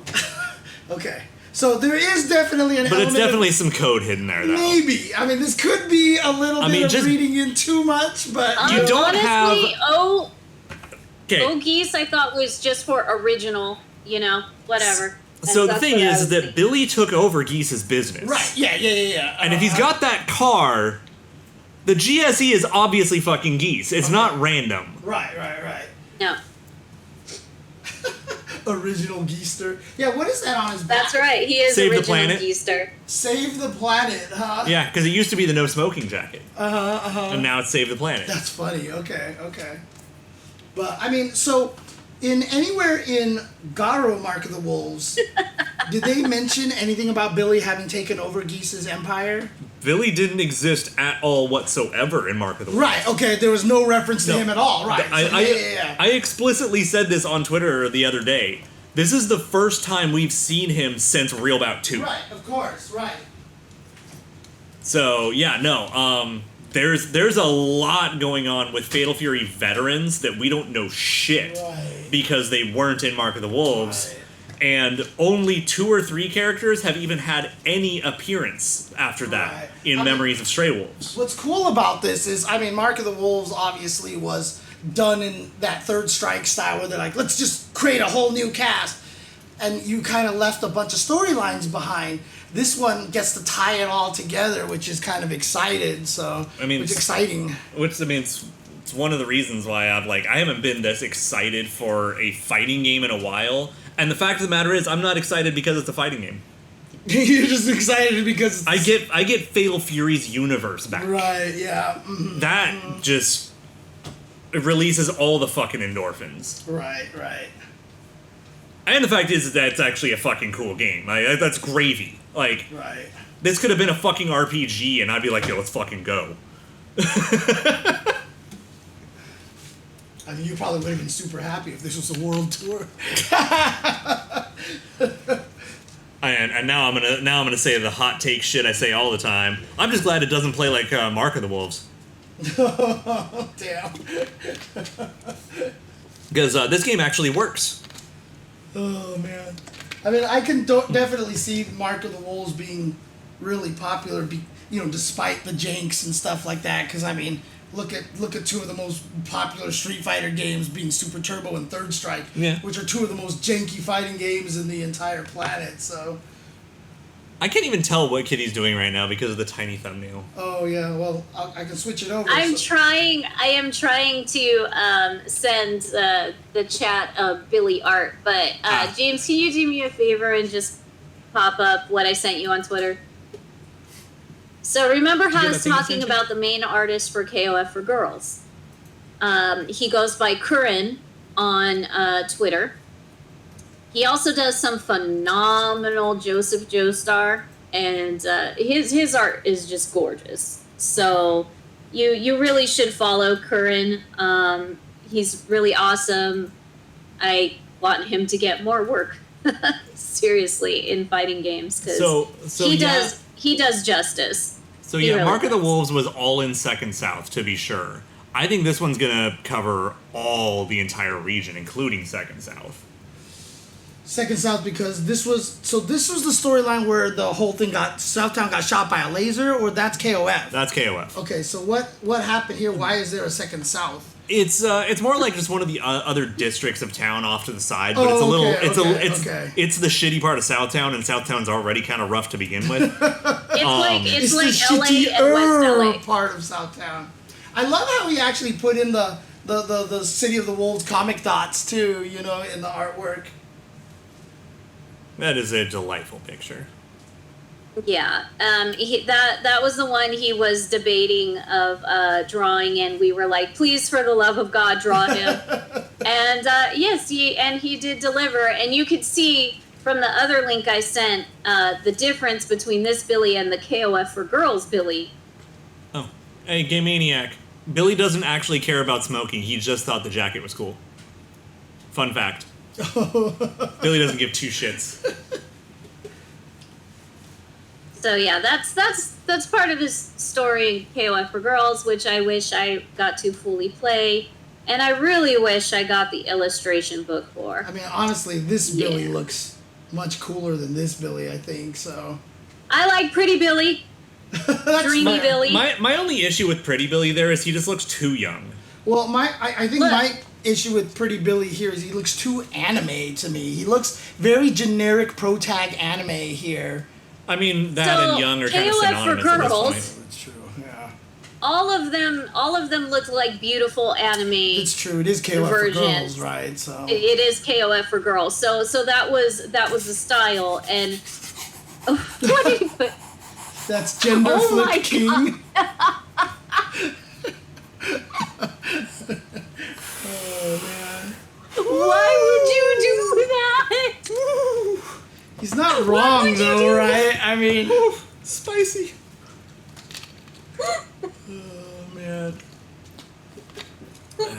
But yeah, I'm a big fan of City of the Wolves. Yeah, I'm choking at my own spit. Why would you do that? I think what Secret Boss kind of says is kind of how I feel.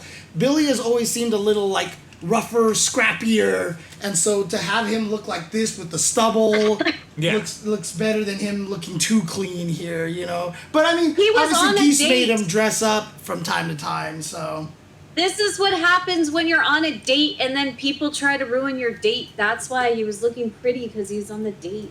So, look, they made him look so good, I almost bought his Dakimakura pillow, but instead I grabbed Yashido, okay? I mean, and I definitely have the little Billy plushie. Right, yeah. So, yeah, so he, basically, because Geese already knew Rock was a lost cause, and, Terry adopted and whatever, when Geese died, he basically left everything to Billy, it seems. And so Billy... This is conjecture right now, right? Or is this actually official somewhere? Billy is in charge of the Howard Connection. Right. But I'm just saying, like, the Geese leaving it to him, and I mean, honestly, it's probably more like, Billy, you're my real son. But yeah, so Billy is now in charge of the Howard Connection, right? Which now implies that there's going to be some sort of, like, for lack of a better word, gang war in this game's plot, because if we're gonna get Kine and Rock back, and we've got Billy in charge of the Howard Connection, then there's probably some sort of power struggle going on, and that's probably where a lot of the plot's going. I just, oh god, my brain can't help but like make these. I don't even know if I could pull off this joke, but like I feel like we should call him Billy Maine, and that way he has the Terrence Howard connection, right? So. Especially also because I'm just sitting there. The first thing when you said that, I was like, Billy Mays here. Oh, Billy Mays, right? Yeah, that's fair. That's where I thought you were going. I'm not gonna lie, I really did. Oh man. But with that being said, this gives me hope that Dolvik will show up, and then I get hot chick next to Dolvik in It's some funny. way, shape, or form. Error just said that. Hey, so can we get Dolvik in the game? Literally when you said that, dude. Oh, yo. By the way, though, big ups to SNK for when they talked about Preacha's scrapped designs. Oh yeah. That they actually did talk about Quan. Oh really? They did talk about her. her. Cool. And so Speaking of those designs, fucking shit. Some of those designs. Those were some of those designs are pretty crippling, I'm not gonna lie. Like you should have kept it this way kind of thing. Just use that design for someone else at least, please, because goddamn. Well, because like there are some of those designs, like she is like a full-grown woman. Oh right. And yeah. she would give rival schools Kyoko a run for her money. I looked through some of them. I glanced at them, but on my phone, you know, so I need to see that. Yeah, she had some Kyoko vibes. Oh dang! Okay, I need to see that then. Okay. Have you sent them yet? Look, I got a lot of effing pictures, so I'm trying my hardest here. There's the first one. I'm gonna keep sending them, but you could start talking. I mean, that's the one that matters most, really. Whew. So, yeah, if we take a look here, this is the one of the designs. I mean, it's very Kyoko colored, right? So Kyoko coated. Yeah, if you will. Kyoko-coated. Kyoko-coated. So yeah, this one here.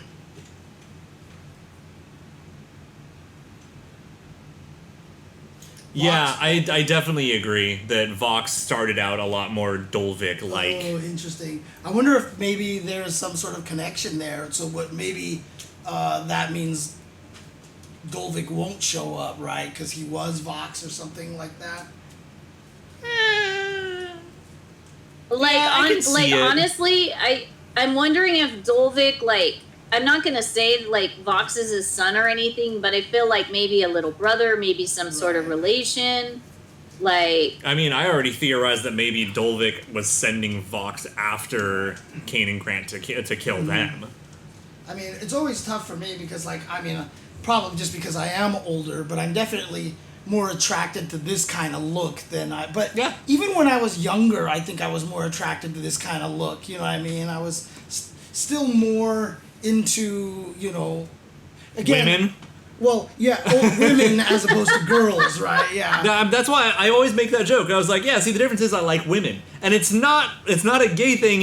I don't like little girls. Right. I like grown-ass women. Right. I mean, like, there's, like I can't think of, like, you know, whether it's physically, appearance-wise, or personality-wise, of a character that behaves like, or looks like a child that I find attractive. Because, I mean, I already told you I hate the Yuffie selfie, you know, kind of character, right? And, like, when I see Lily and she gets a perfect and she falls over, she's like, I meant to do that, and crying, pounding on the ground. I'm just like, awful. I'm just like, I just don't care about this. Yeah, rival schools Momo can burn in hell. But, you know, the thing is, then you have characters like Riku from FF10. Oh, who really? Yeah. is like right on that line, but she's like my favorite fucking character. Like, I mean, visually, I didn't picture her as one of them, but then she turned out to personality-wise a little bit, not as bad as Yuffie and Selphie for sure, but it was still a little disappointing to me, so. Did you send me more pictures yet, Kitty? I sure did, and oh my god, Error, Jesus Christ. Not like us, Error. Not yeah, like I'm definitely like staying clear of that one. Oh, man. Okay, so this Oh, one. shit. Let's do that. So this one here, this is more Preacha, right? Yeah. Okay. Yeah, this one looks more like the old design, the Quan design. Yeah, that's right? like the weird missing link between what she used to be and what we got now. Right. I think it's kind of like interesting. What the hell? Now the middle one, I was laughing my ass off. I was highly amused with the middle one because, you know, I see they are men of culture as well when your character starts looking like one of the main Bible black females. And I appreciate that. I just thought she looked a little like Viper, to be honest with you. I like Error saying Makima. What is that? Makima is one of the main characters in Chainsaw Man, and is okay. horrendously popular with people who have never touched people. Okay. And then here's the more Preacha here, including the older Preacha here. Wow, it's Now, crazy see, too you could because tell.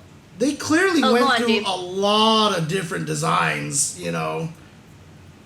Oh yeah, it is. She is kind of like Casual Friday Morgan. The one in the middle there, yeah. If her hair was green, Yeah. she would. Yeah, for sure.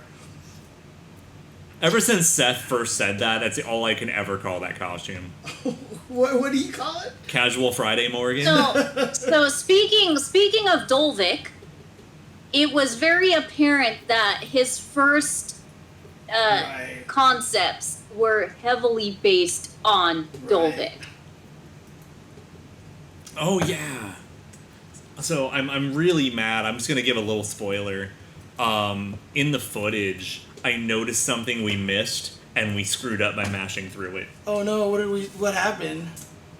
Apparently, in City of the Wolves, like not only do characters, of course, have like a different win pose or lose pose for timeouts, but they have like full sets of dialogue, and some of them are pretty great. And we missed out a little bit. Okay. I mean, I kind of like Vox without hair, but and I gotta tell you, like, after playing him, I definitely like Vox way more than I ever thought I would. I'll let the boys like get into that in a little bit with what we did with our personal time with the game, but yeah. So you could see the drastic changes here. They obviously were going for Dolvik. And if funny enough, during the panel, Rome and I were screaming certain names, and Dolvik was one of them. And when we did, everybody up there started laughing. So they know what we want to see. They know what they're doing. So this gives us hope. It really, really does. So on the topic, real quick here of this image we're looking at, because we're still on the Vox one, right? Yeah. So between Vox and Billy's updated design, you can tell so much how hard they're looking at mid-2000s American fashion. Interesting. Okay. Because you have a lot of tribal going on. Like You have a lot of distressed clothing. that motherfucker You have- on the right there, I have partied with him. Like seriously. You have a lot of chain jewelry, a lot of hardware, which I still to this day will wear because of 2000s fashion, You know, like especially with Japan influence. seriously, bro on the right just got out of a Static X concert.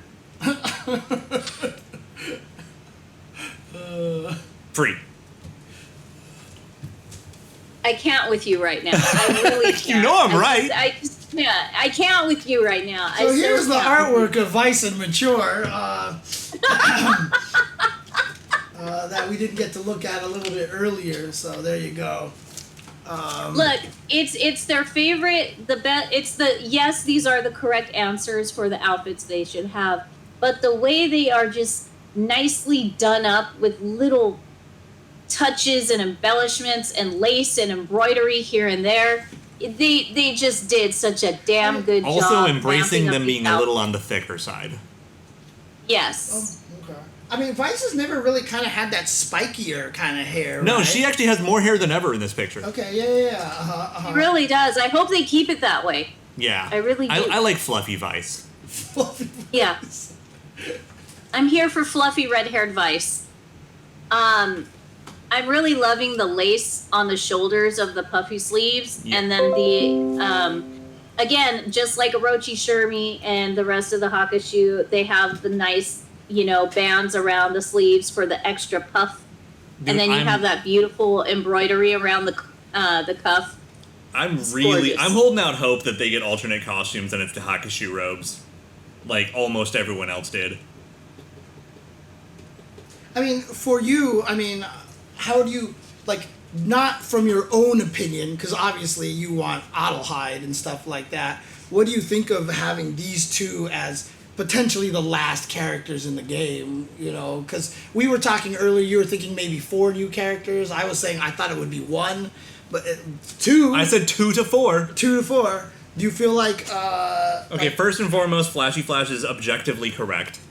Vice to get muscles? Yes. Please don't say that. Please don't say that. That's not even on me, because if you go check some of her profile, but it doesn't matter. It doesn't matter because she's gonna stay fully clothed. Right. No, but I'm talking more of errors. Vice is gonna get Yashido hair in game. Oh, Please yeah. don't. Please do not jinx. Do not jinx. I think it's a cop out. Oh, you really do? Okay. I don't hate them by any means. I do like them, and honestly, odds are when they come out, I'm going to end up maining one of them. But I'm growing really resentful of the Orochi saga at this point. And I mean, at this point, you know what? Just let's skip the pretenses. Let's just make KOF 98 2, because that's what you want. I mean, that kind of goes back to what I was saying. That 98 is where everybody's brain is all the time. I mean, if you're gonna work this hard, then just fucking let Verse happen again and retcon everything, and we never even had the Nest saga. That's what made most people happy, apparently.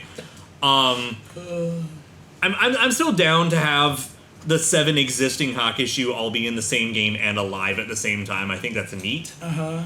But I think the one thing I will say is that this is fucking smart, because this saves so much on budget, because you just have the same character model except for the head. Yeah, it's true. And you get to have 2 whole ass characters. That's true, and 2 very popular characters too, right? And the fact is that we don't know if these are the only ones. They might be. They probably are. And we don't know what they're going to cost. So who knows what they've chosen to allocate for their budget to. Huh. I wonder if there's any potential that they'll just be like, here, have them for free, But I think there are a lot of choices that would have made a lot of other people happy. Like, yeah, I want Adelheid, whatever, fuck me. But people are also asking for Kasumi and Shen Wu. Right. And and for how hard Shen wins every fucking popularity contest, the fact that he's been omitted is a bit surprising. Right. That's fair. They really need to add him, though, with the rest of his teammates. It just doesn't make sense not to have him. At this moment in time, it really doesn't make sense that he is not added in. But I'm super down to give them both a fair shake, because they are cool characters, they are fun characters, they are attractive characters. And I'm sure at least one of them will make a good point character, so fuck it. Yeah, it's like I said, because, China loves 97, 98 so much, everybody loves 98, because of from the Capcom side of things and just the general FGC that doesn't know KOF, 98 is kind of where all the It's like the zeitgeist of what SNK is. Because the funny thing is, I mean, again, we can talk about this forever, I know. But the entire NES saga was kind of during a little bit of the Dark Ages, right? And so the general overall FGC population doesn't know the NES saga very well. But they know they know K-Dash. That's K-Dash and Kula. K-Dash and Kula are fundamentally, and then to a lesser degree Whip. Okay. And then when did they get added? Oh yeah, cool. Right, yeah. Vanessa was added in the NES saga. But like most of Vanessa's fans actually play the game. Right. So yeah, I mean, shout out to Danky Stank though. I love you. I just feel, and again, having 02 as being one of the most remembered games, 02 has a lot of the characters there, right? Has all the Orochi characters there. So I mean, CYS and My Vice and Mature are in 02, right? Yeah. Oh no, you're absolutely right. Most On Hill fans are even worse than Vanessa. They don't fucking play her. Absolutely true.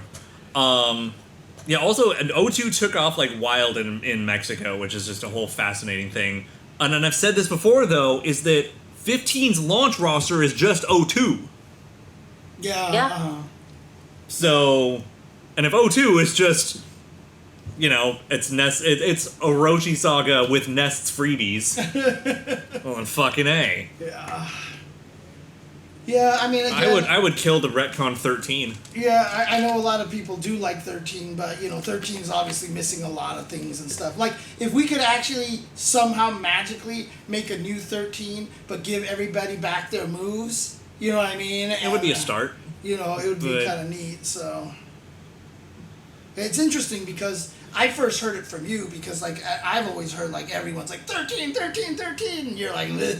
But ever since you said that, I now notice a lot more people who also feel that way, and I understand it too because they had to chop out a lot of stuff because their technique of what they were trying to do didn't work. I mean, even with as well as that game is kind of done, that game still almost bankrupted them after all the cutting. Right. Yeah. Exactly. Yeah. So to answer Chaos Master's question, kind of, because it bankrupted them.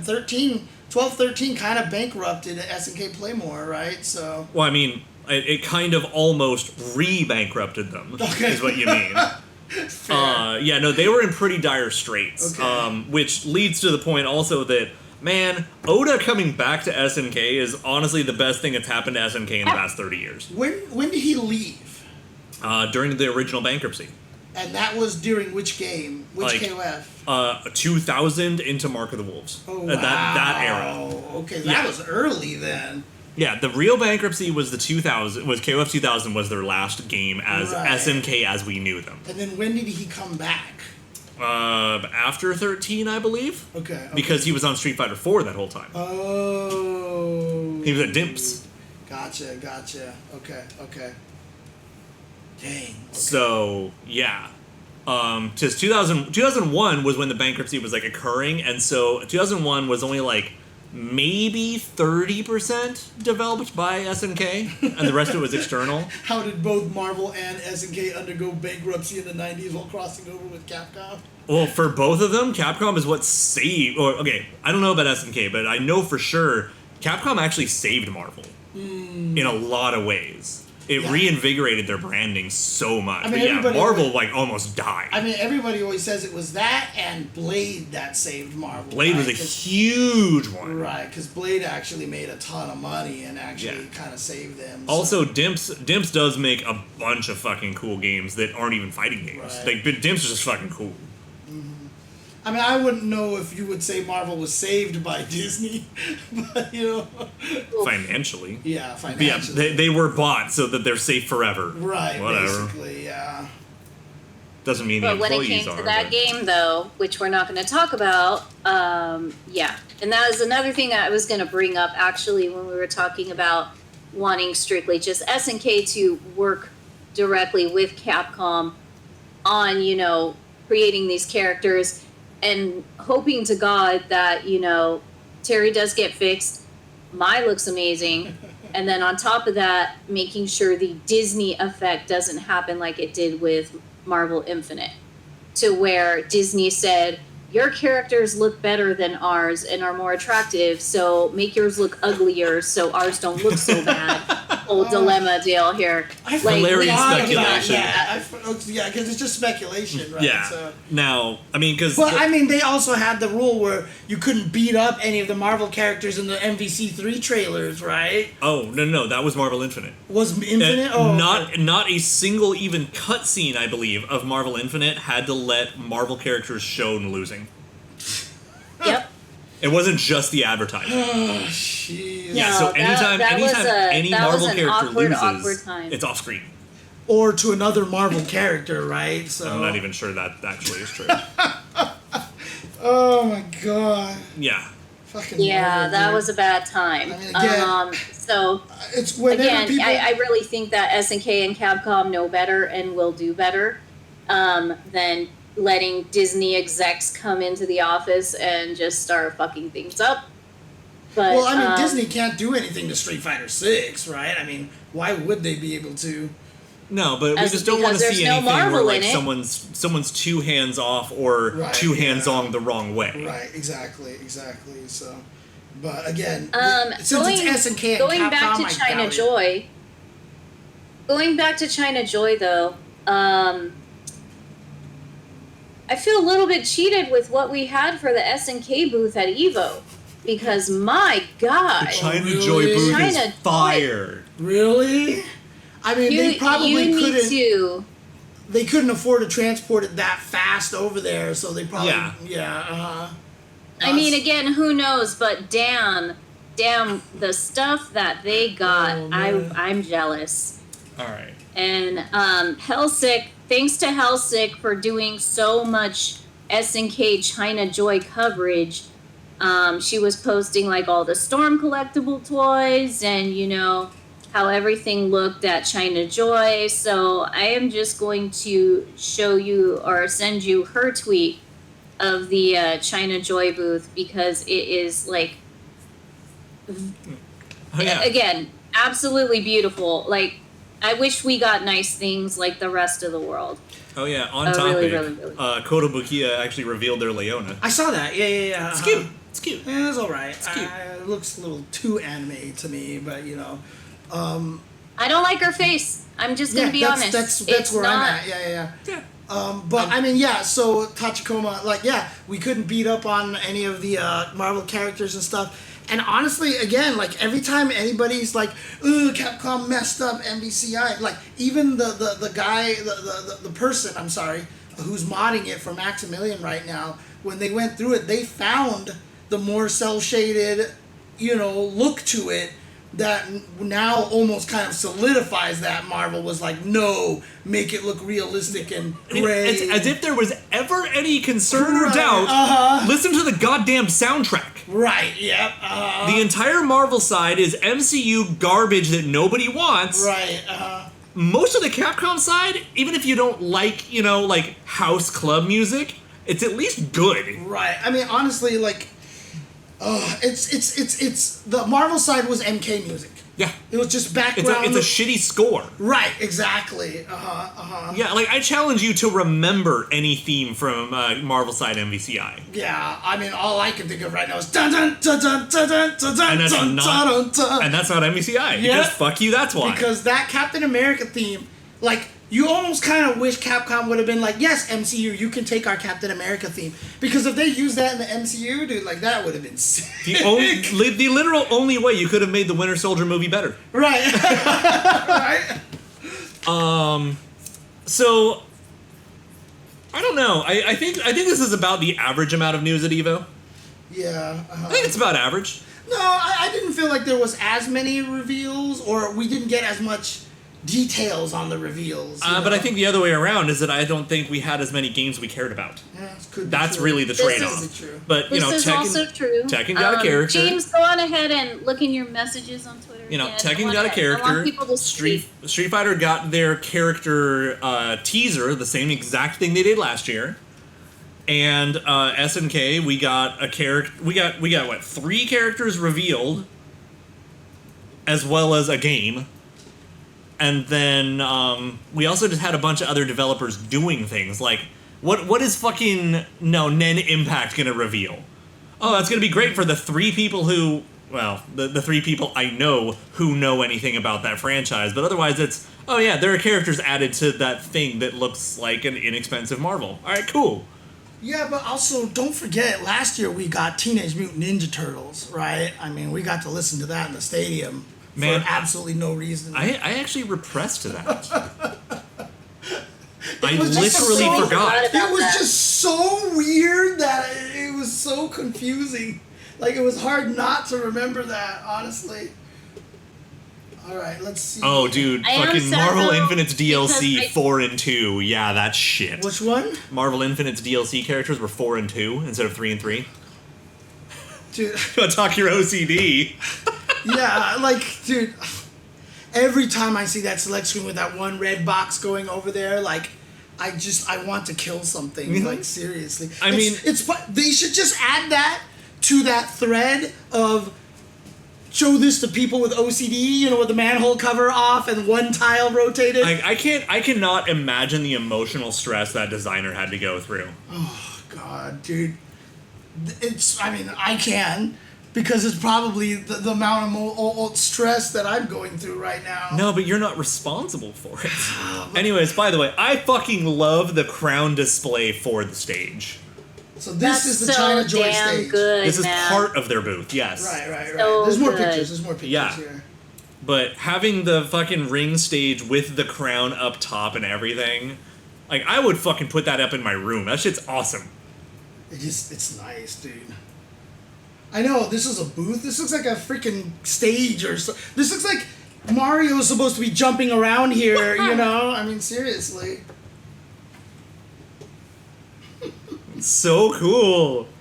Also, like, honestly, I love the that. fact that China really embraces Metal Slug exists. Nice. So they had a bunch of little mini games. They had quizzes you could do to win awesome swag and shit like we're never gonna see.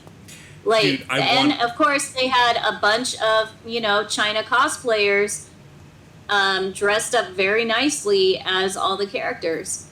So there was Leona, there was Nakaruru, there was Terry, there was Iori. This whole setup is ridiculous.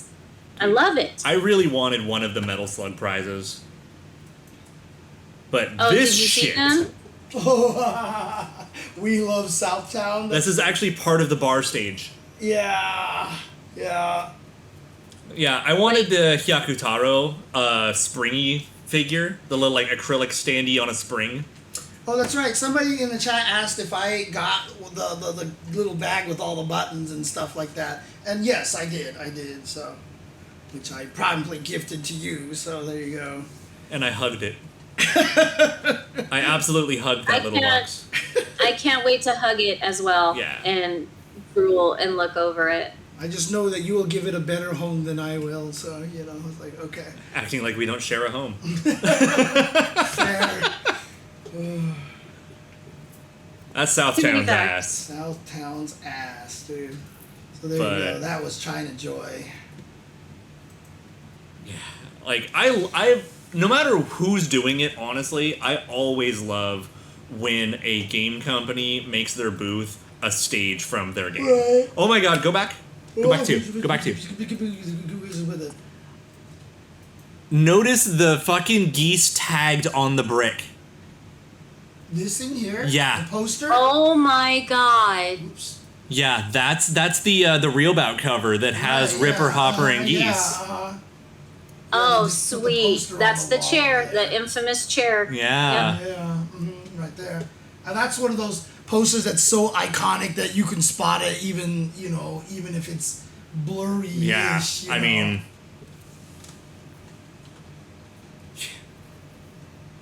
Yeah. That's not gonna work right. I gotta do this thing here. It, like, I mean, say what you will about what your favorite picture is or anything like that, but that might be the most single most powerful piece of SNK artwork. Yeah, I have to agree. It's up there. Love that picture. It's just so good. What is that, a fucking Alienware? Oh yeah, I think it is. Yeah, it's just Alienware on a monitor back there. But again, this setup, it was just ridiculous, and I really hope they bring it to Tokyo Game Show. They should. And this motorcycle really, is really famous should. because this is from where Terry slapped those asses. So. Get out.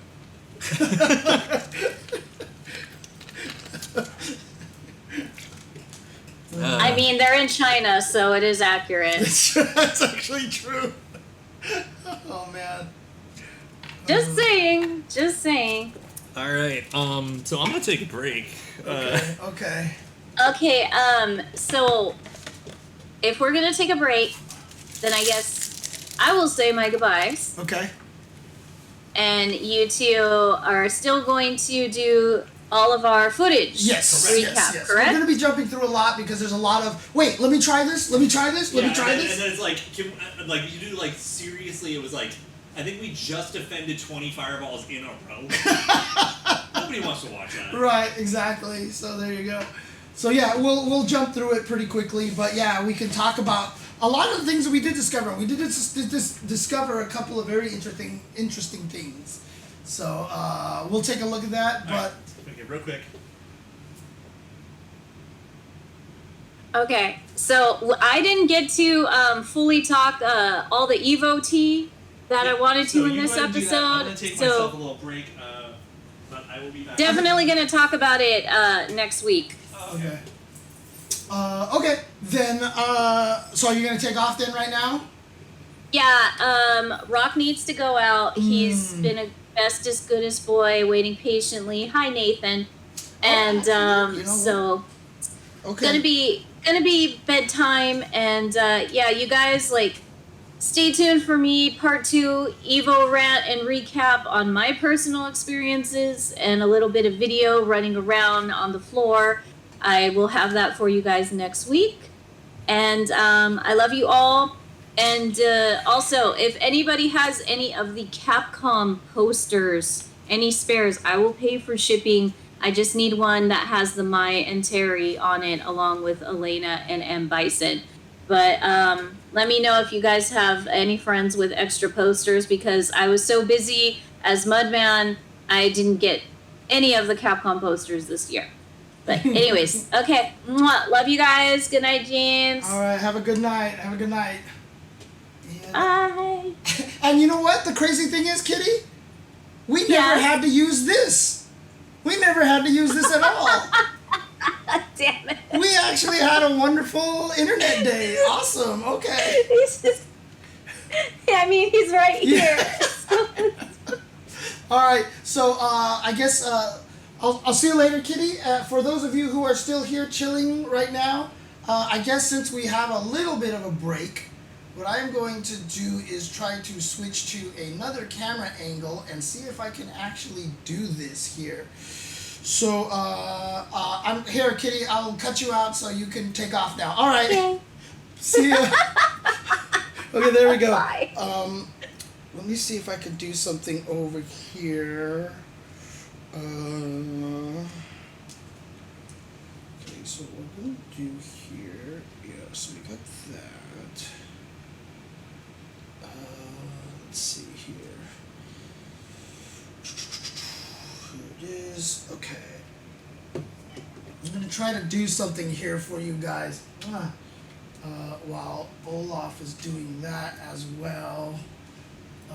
God, the cats, they're sharking. What the hell, dude? Like, come on. Like, really? How do they know when it feels like the stream is done? Is what it is what's happening with these cats right now. It feels like to them that the stream is done. So, let's see if I can get this to work over here. Why is it doing this? I don't want this full screen. Why is it doing this? Oh, because I have to click start. I'm gonna do over here. Kill that microphone. Kill that microphone. Oops, sorry. Ah, Jesus. Wow, Echo Cat.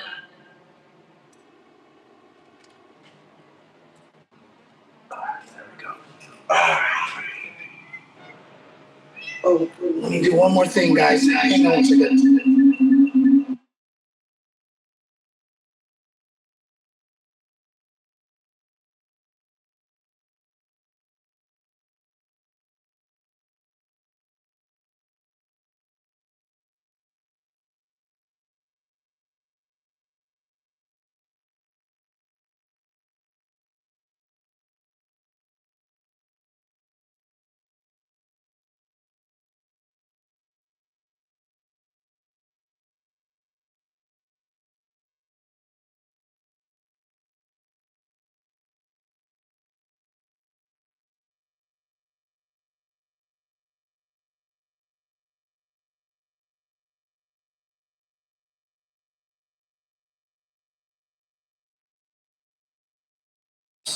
All right, sorry about that. Yeah, I actually muted myself. Here we go. All right, so sorry about that, guys.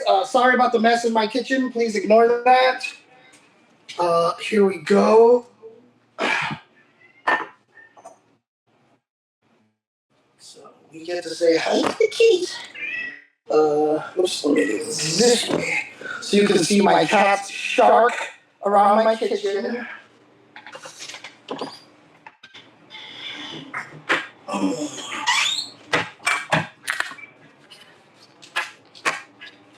Please ignore all the noises. Hi, kitties. Oh. Okay. So again, if you guys don't know, or if you guys are new, this is Jasmine and Nathan. Jasmine is my beautiful black cat girl, and Nathan is the spoiled Siamese cat. However, he is half Siamese and half Burmese, so he's actually Tonkinese. Jasmine is half Burmese and half Bombay.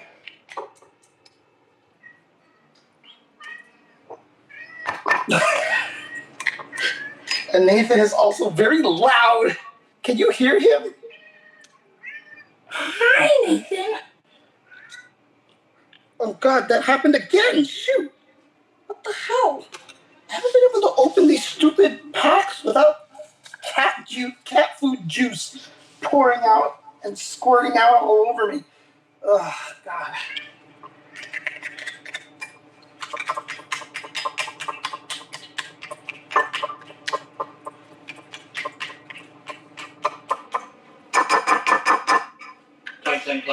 So, in case you guys are unaware, if you are new to this, I make my cats eat in different places because whatever Nathan's eating, Jasmine wants.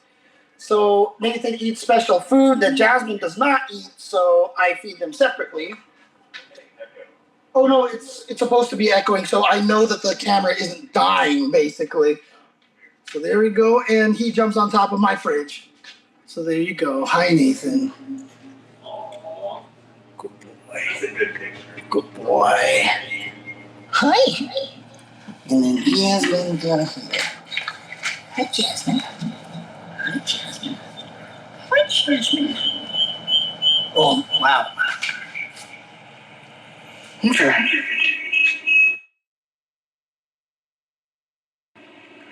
That's crazy that this microphone is so sensitive that it can actually pick up the speaker from over there. Yeah.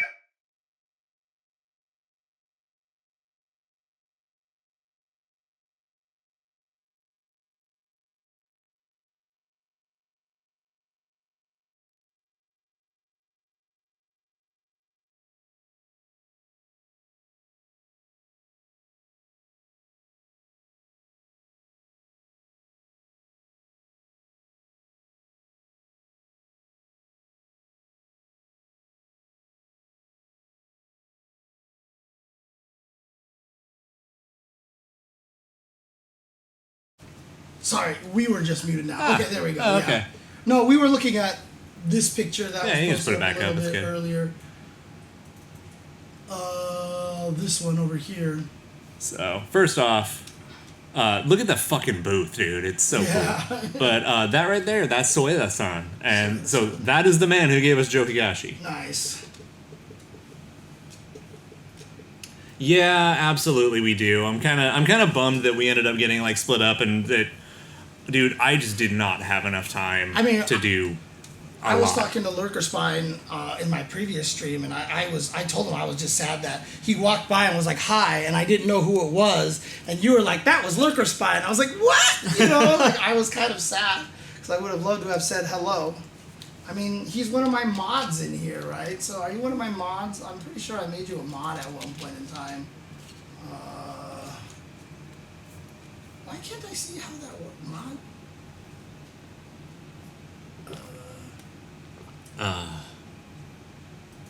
Aren't you one of my mods or no? Oh, whatever. Okay.